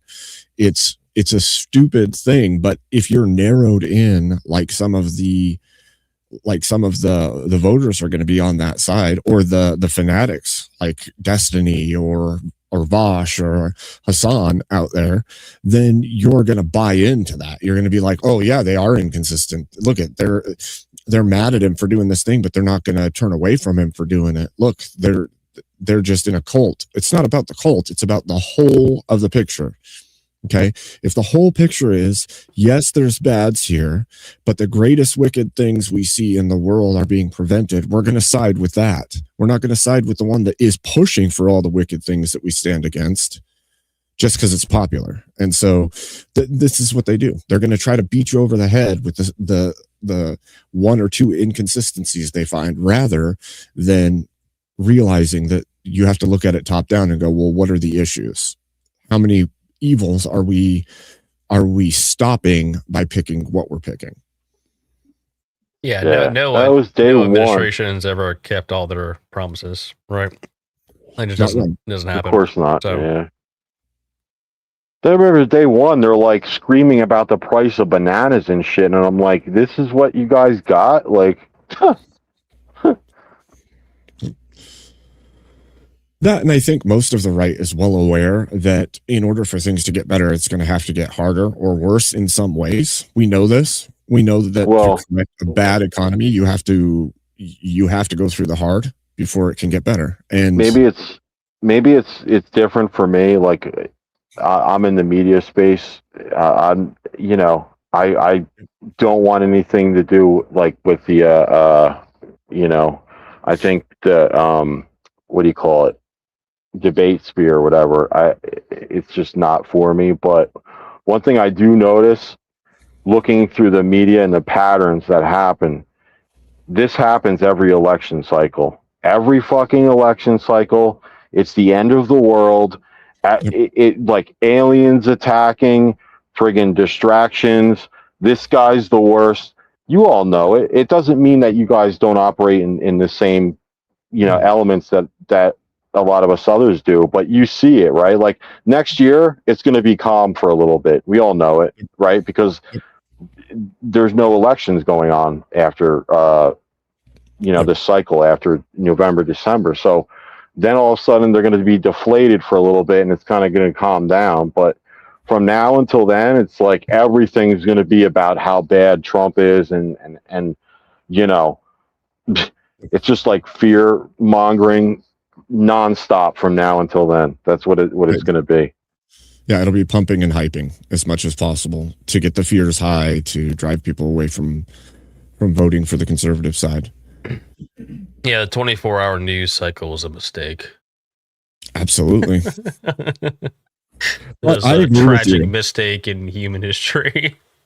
I would say that the debate / contentious conversation panel sphere is good for those who are seeking to hone certain things, but I think it's probably toxic for most humans. Honestly, I think we've seen people go into debate brain or just lose their shit completely, and then they're gone, and it's because this was way too much for them to handle. But I think I feel like I'm being personally attacked here. What are you doing? No, what are you trying to say? Healthy. Hey. Like if you're in this sphere of like politics, you have to have at least a minimal understanding of it. So in that sense, I'm like, yeah, this is great, but you have to also have a certain patience when doing it that I just don't have with some of these people, like because they're absolutely fucking nuts. I mean, some of you guys can sit there and you can be like, hey, this doesn't follow this logic, and they're bullshitting you, and you're like, walk me through it again. Walk me through it again. I can't do that. I'm like, motherfucker, get to the point right now. Well, and sometimes it calls for that, right? Sometimes it calls for that kind of attitude. Yeah. Yeah, you gotta have I don't know, for me, I wouldn't be able to do debates if I couldn't kind of, I guess, have fun with it to a certain degree. Like if I let the other person like really get to me too much, and I've seen debaters that do that, and I've even had that happen to me in the past, honestly, but like if that was like a constant, I don't think I could debate. I think you have to kind of separate yourself from the argument and then have fun. Yeah. Just kind of you gotta have patience, definitely. Like a little mini game. So Vexen in the chat says, I prefer honest discussions over hardcore debates in most cases. I think that there's a place for each. I think that debate is good for sharpening one's rhetorical and linguistic skills, and it also is good when it's a contentious enough argument that it needs really pressed to get through the topics.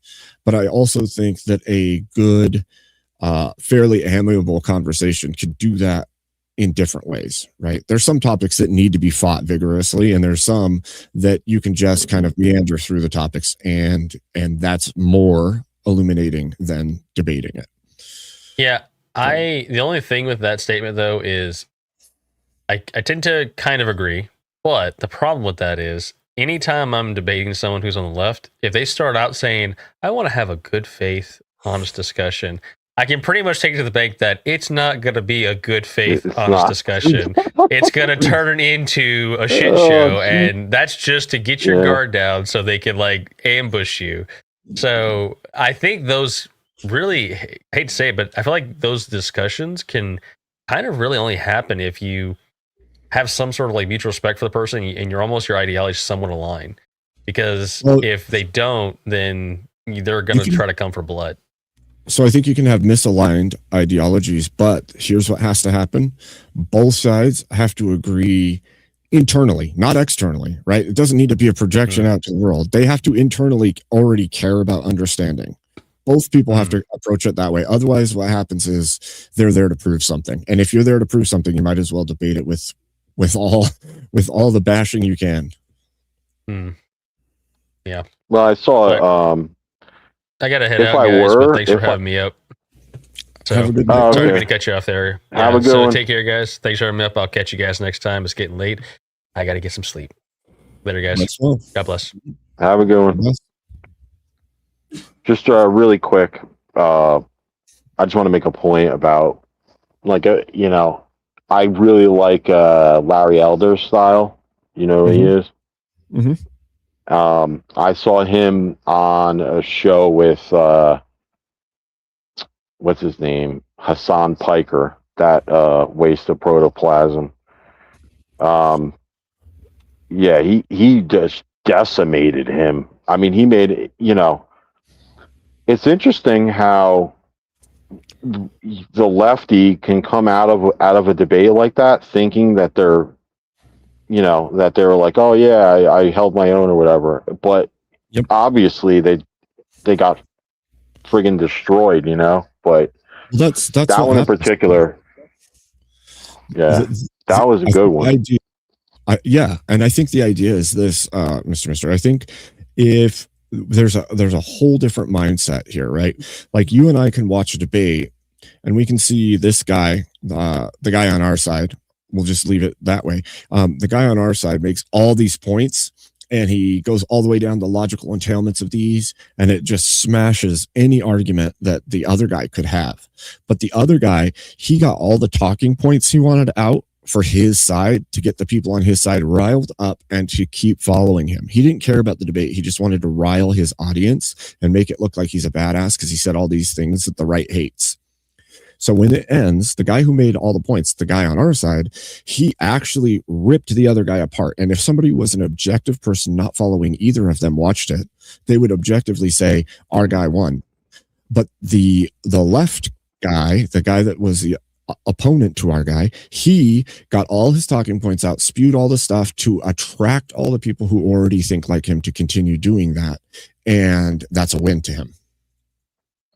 Do you want to watch a clip real quick? Do you want to watch one?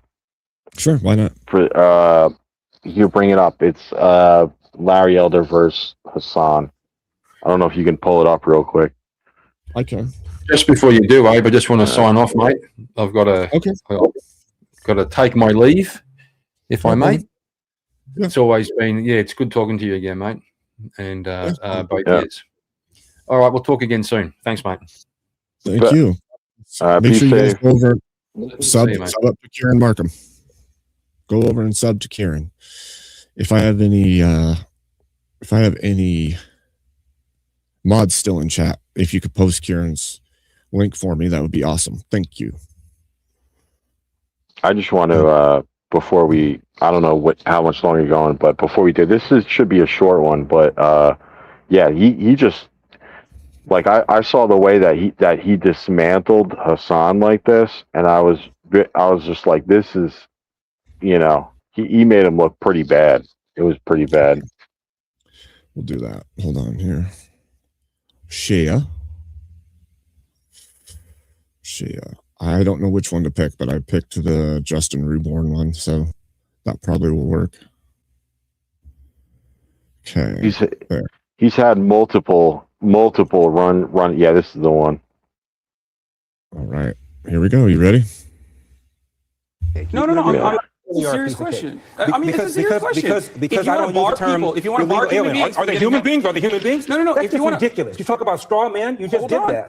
That's a question that I'm directing to you. I'm not making a statement. Here's the difference. Here's People what I'm asking should come you. to the country How legally. far should we go? People should come to the country legally. How far should we go for those who are here already, though? Should we kill them? You said you're fine with not giving them cars. You're fine with barring them from driving. You're fine with barring them from access to healthcare. How far should we go? Should we put them in little camps? We should maybe ship them away. Not reward them for coming here illegally. Hassan Piker is once again getting destroyed, this time by Larry Elder on this show on live television, where they went on together.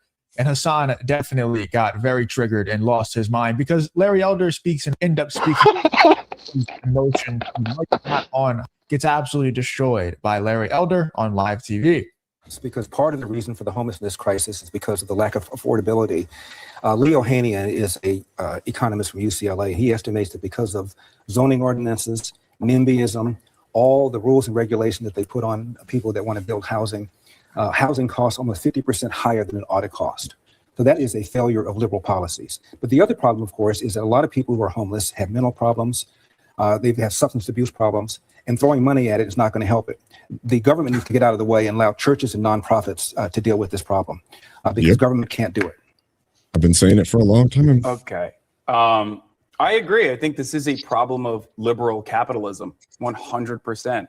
And I also agree with everything that Larry just said. I think the solution is to decommoditize housing as best as possible through a series of different programs.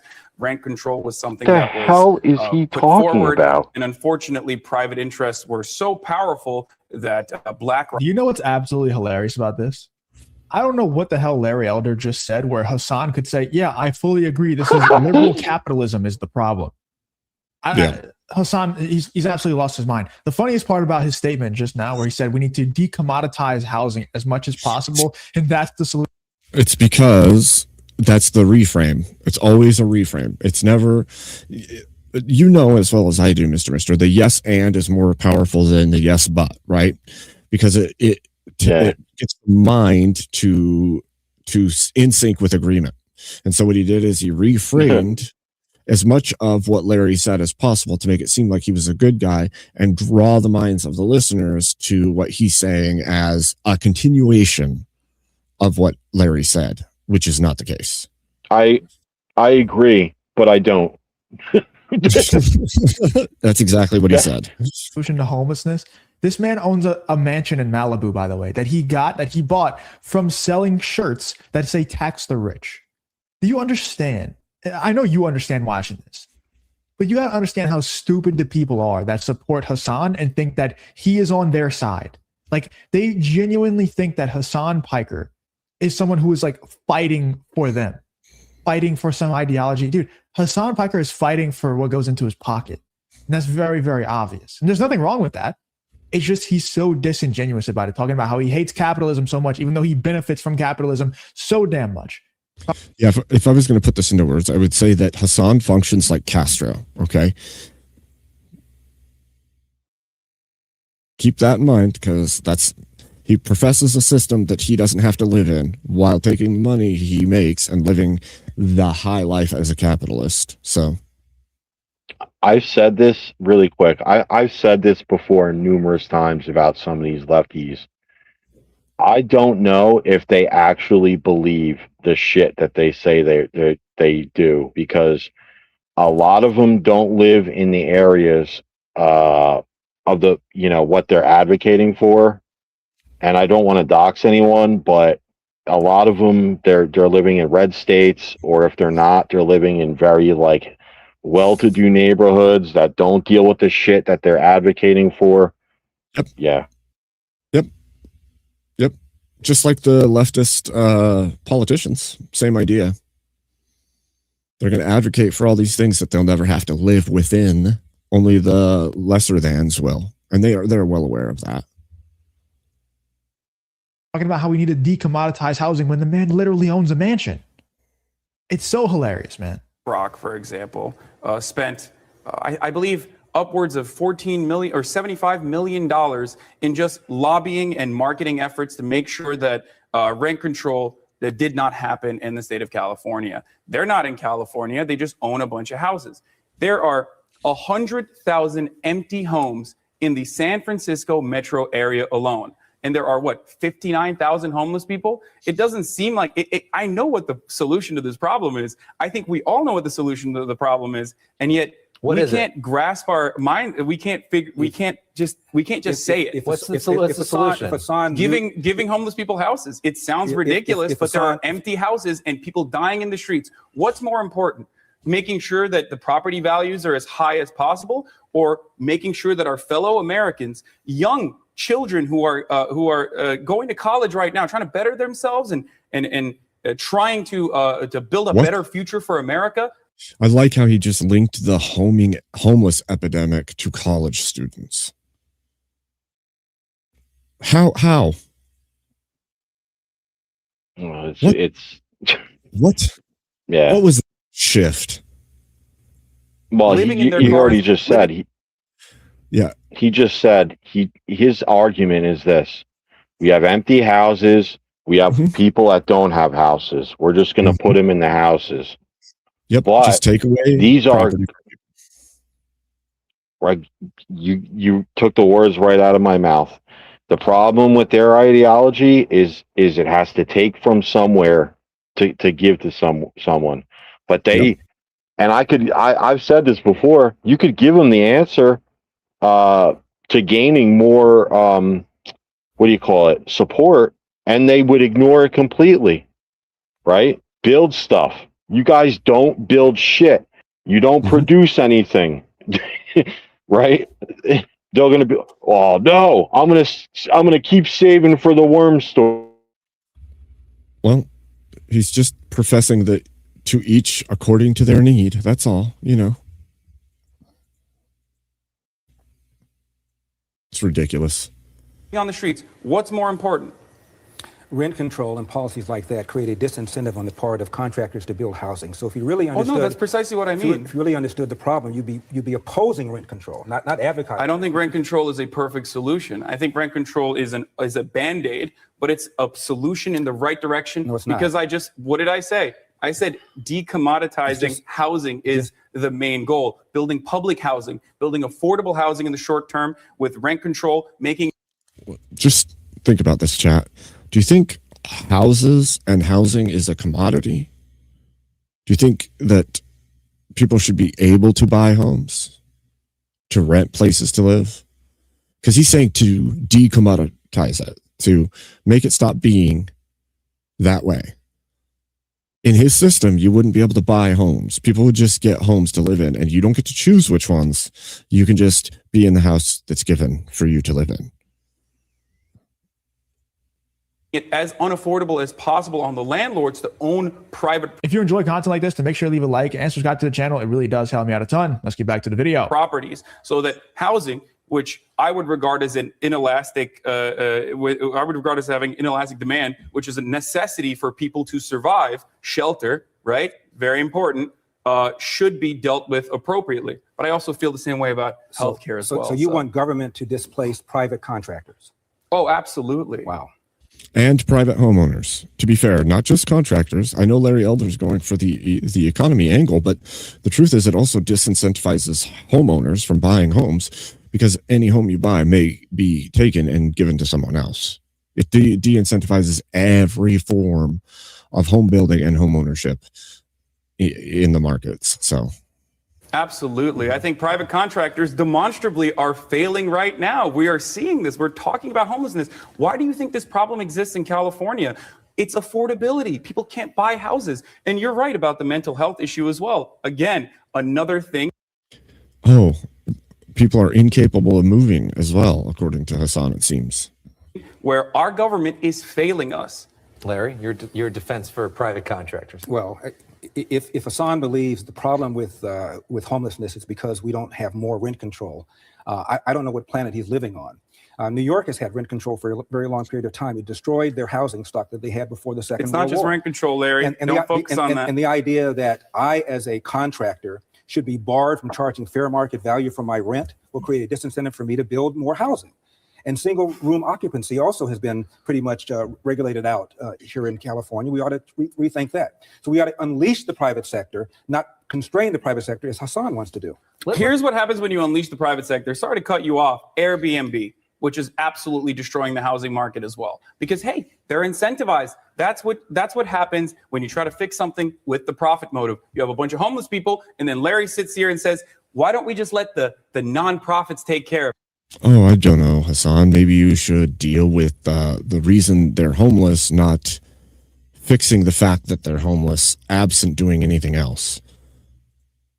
You could tell that, like, this is why I said Larry Elder is amazing with this stuff, because you could tell he's had these conversations before and he's just polished at it. I mean, that's why I said when Mo was on, I don't have the patience for that kind of thing. Like, I can't. I'd be like, dude, you're a fucking whack job. What are you thinking? Right. Well, it's all platitudes and utopianism, right? It's not something that functions within reality.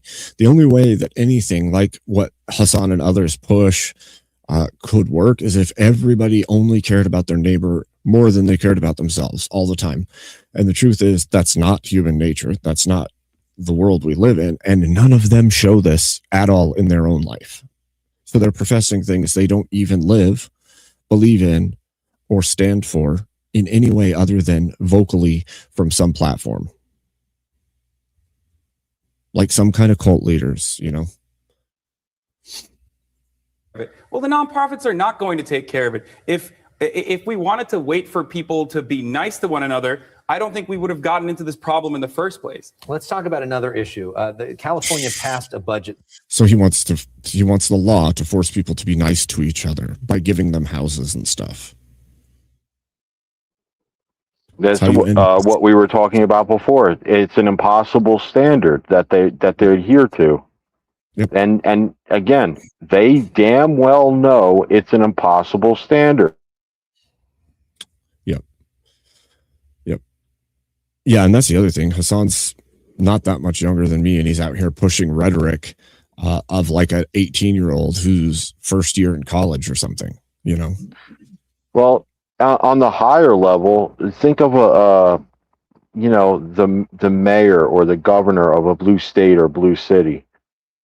Nothing is ever good enough. And anytime something goes wrong and they're not, they fail at their promises, a new victim emerges, a new like finger point. And again, that's why I said there's always someone to blame, and it's like, oh, it's always them. They're the reason. Right.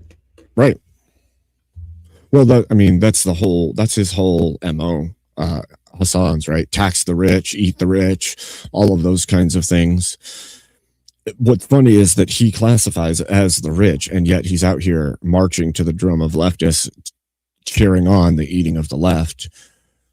So if he gets his system at any point, they're coming for him too. It's just such a stupid stance to take.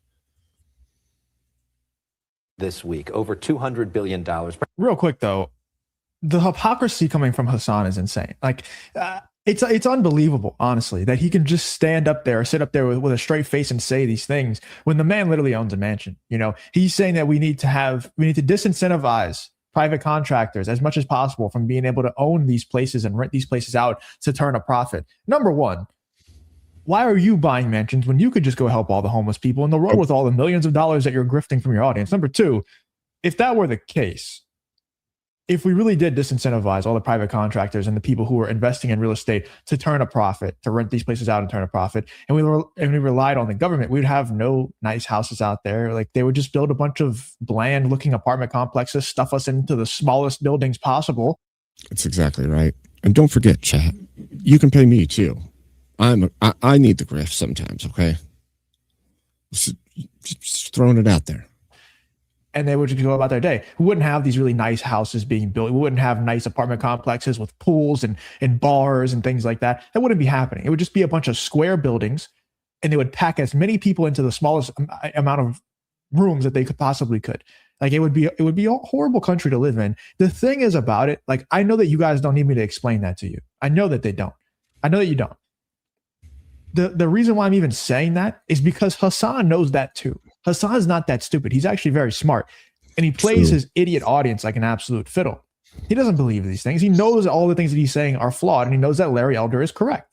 But he's saying them because it gets him money, because it gets him a mansion. That's why he's saying it. It's so obvious. I don't know how his fan base can't see it, but they really can't. They love the guy. Well, Hassan also fits into that camp of Islamic type people's playing on the compassion of the left to get them to give him everything he wants. He fits right. They don't give a shit who. Yeah, they don't care who it is. They're just like, yeah, if you're aiming in that direction, you're okay, kind of thing. Yep. Perhaps the most controversial aspect of it was this health care for undocumented people under 26. They'll have access to Medicaid. You mean illegal aliens? Or depending on your perspective on what word you choose to use. Wait, let me ask you. So, you said illegal aliens. Do you not think that they're human? They're human beings, right? Is there a term called undocumented in the U.S. Title Code? It doesn't matter. Are they human beings or not? I'm asking you a direct question. It doesn't matter. We're having. You want to have a conversation about legality why or ask me whatnot? some When stupid question like that? No, they're gerbils. Of course, they're human beings. Oh, okay. So then that's fine. Then we should give them health care. There we go. The question is, what should we call them? And the answer is the precise name in the title code for people in the country illegally is illegal alien, not undocumented. It's not in there. Why are you trying to back into? Why are you trying to back into the legal conversation when we're trying to have a conversation around morality? Obviously, I understand how the law works. The law is also susceptible to changing. Again, this is sneaky. Okay, Hassan is trying to shift this to morality because he believes he can morally grandstand against Larry Elder, saying that we should take care of people in need. But the case is that it would take everybody to pay to care for those in need. And the people that are in need are here illegally, so they're not entitled to that care in the first place. If you want that kind of help, you should have gone through the legal avenues in order to gain citizenship and live here. And then if you're down on your luck or things are hard or something's going on, then you can apply for those kinds of helps. But you don't get the help just because you walked in to the nation illegally. That'd be like somebody breaking into my house and saying, look, I have no money. I just want to eat some food. But they came in illegally and they started taking stuff out of my fridge ahead of time. And I'm just supposed to say, oh, sure, you can have whatever you like. And here's a bed too. It's not moral. Well, he makes a good point. He's like, hey, that's what the law says. That's what they're called. They're called illegal aliens. It's in the code. Exactly.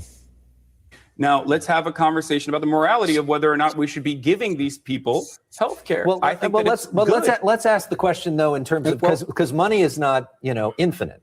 So sure. It's sort of the choice for California taxpayers when we have so many other problems, including homelessness for so many California residents. Is this a good use of California taxpayer money to give it to pay for this? Yes, no, absolutely. Absolutely not. Absolutely. I think we should solve the homelessness problem as well, as I demonstrated in a few different ways and how we can make it a little bit better and mitigate that problem. But we should also absolutely help the people that are here already, that are working in all facets of industry, that are contributing to taxes. I mean, so homemade bread, you say, yeah, but rich means billionaires, not millionaires. And once the millionaires still get a pass. Yeah, see, the issue with that is once the billionaires catch wind, the billionaires flee the system and take their money with them. And then the millionaires become the rich. And then, then they flee. And then the middle class becomes the rich. And then you end up with the kulaks and the fall of nations. So that's the natural progression of things, of course, when you just start to give everybody the rich people stuff. These are just human beings. You can call them undocumented, or you can call them illegal, you can call them whatever you want, but these are human beings that are existing. A bigger welcome mat for people to come here illegally. I figured you did. Legally. In California, already illegal aliens can drive cars legally. In California, an illegal alien can get in-state tuition, which somebody in Wisconsin born here can't get. It's outrageous. Do you hear yourself though? Like you want to bar human beings from driving around? Well, just because they were born on another side of an imaginary border. Here's the governor's perspective on this, because I asked him that same question, and he says, "Look, they're here anyways. They're going to the emergency room anyways. It's going to be more expensive to treat them in the emergency room, so we're better off giving them health care so then they can get preventative care." What do you say to that? The answer is you are creating incentives on the part of people to come here illegally, to come to California and take advantage. Why not kill them? And take advantage. Why not kill them? Why not enslave them and put them in camps then? Yeah. It doesn't need to be that extreme, idiot. You can just stop them from coming here illegally. Punish. This is where they always go to.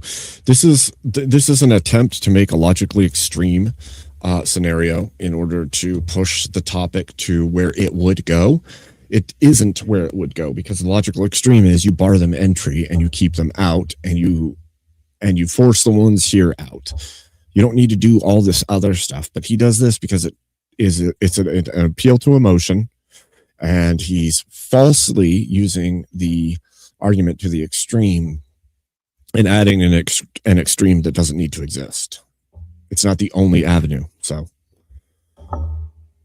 them with the law because they're doing something illegal. It doesn't have to be that serious. Like, what do you mean? Why not? Because it's morally wrong. It's the punishment doesn't meet the crime. I don't think you get the death penalty for entering a country illegally. It's pretty dumb, in my opinion.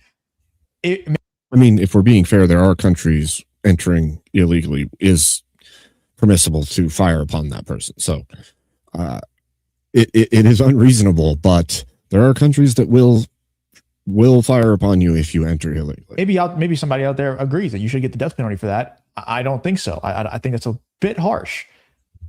But of course, like it's just such a bad faith argument, such a bad faith question. Why don't you just kill them or enslave them? Well, because that's a ridiculous overreach. That's asking these people into the country. Citizens get killed. Can't just go out legal citizens. And they should get some more. I mean, because because I don't use the term people, if you want to bar human beings, are they human beings? Are they human beings? No. That's If you want ridiculous. You talk about straw men. You just did that.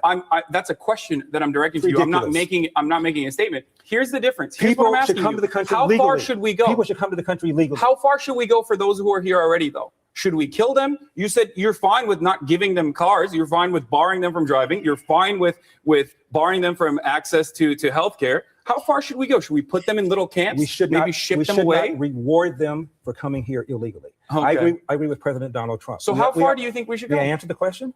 We should get rid of the bad hombres. Those who have done real serious crimes, they should be gotten rid of. And there are hundreds of thousands of people already that have deportation orders. And we haven't rounded them up and gotten them out. They ought to be gotten out. Do you think everyone with a deportation order is a bad hombre, or do you think people are just getting deported at a higher rate now because Donald Trump wants to make it seem like he's doing something? He's prioritized it. And if you walk down the street and you're an illegal alien, you cross the street illegally, you're not being deported. He's talking.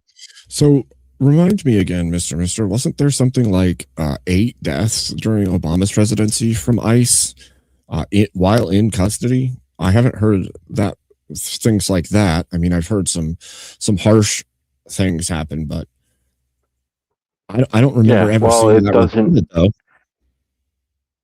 It doesn't matter to them. If you understand their ideology, it's all about what gives us the most power at a specific time. It has nothing to do with consistency of the topic of what they're arguing, right? Because if it did, it's an obvious contradiction. I mean, there's countless clips of so many of them saying the opposite thing from years ago.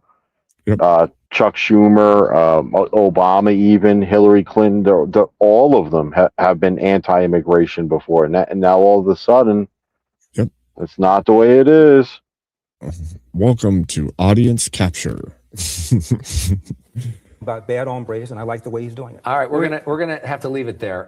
Before we go to break, though, we got to give a shout. Let me know in the comments, but I think Larry Elder absolutely demolished this idiot Hassan. And once again, I do too. Yeah, that was good.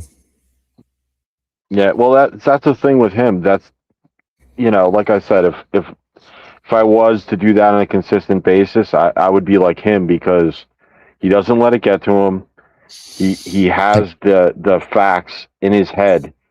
And I said this before, there's people who are very talented, like Wilson or whatever. He can follow the logic train very well and demolish people.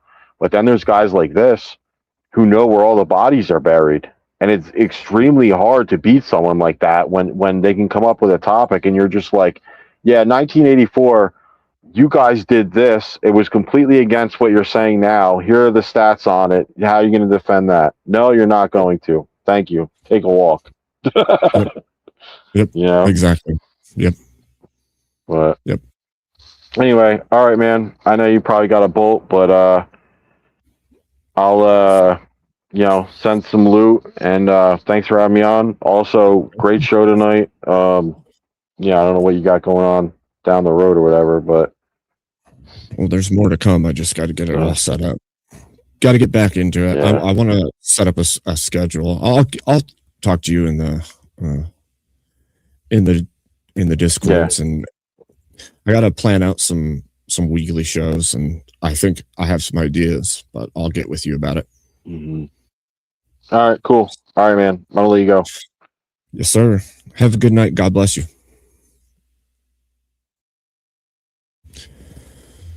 All right, chat. What do you think? What do you think? Went over some of the drama in the space between the Eastern Orthodox and the Protestant Christians. We went over some belief structures in general. We talked about the right versus the left and some of the stuff going on there. We showed how dumb Hassan can be when he's on live television. What else? What else? I did not see much for super chats tonight, which is a little depressing, I'm not gonna lie, but hopefully you guys got something out of this show. So I do appreciate all your viewership. Please make sure you like and subscribe, since I'm here for you. And yeah, I suppose I'll see you again soon.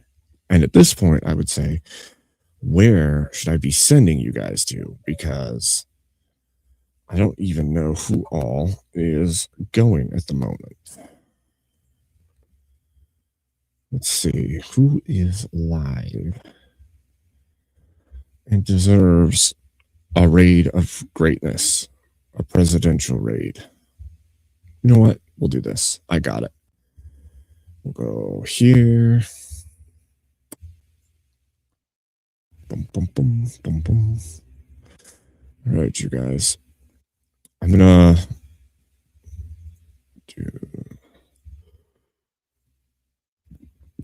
let you guys listen to my banger song while I set up a raid. Thank you all so much for being here tonight, and God bless you.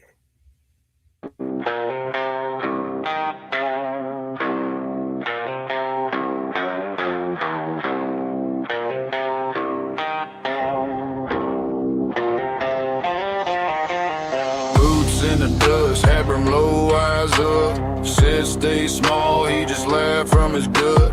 Late night screen glow rum on the desk. Pin like a pistol, heart pounding in his chest. It's time for Abe to rise to new heights. Stack that fuel, let him sharpen his mind. Pay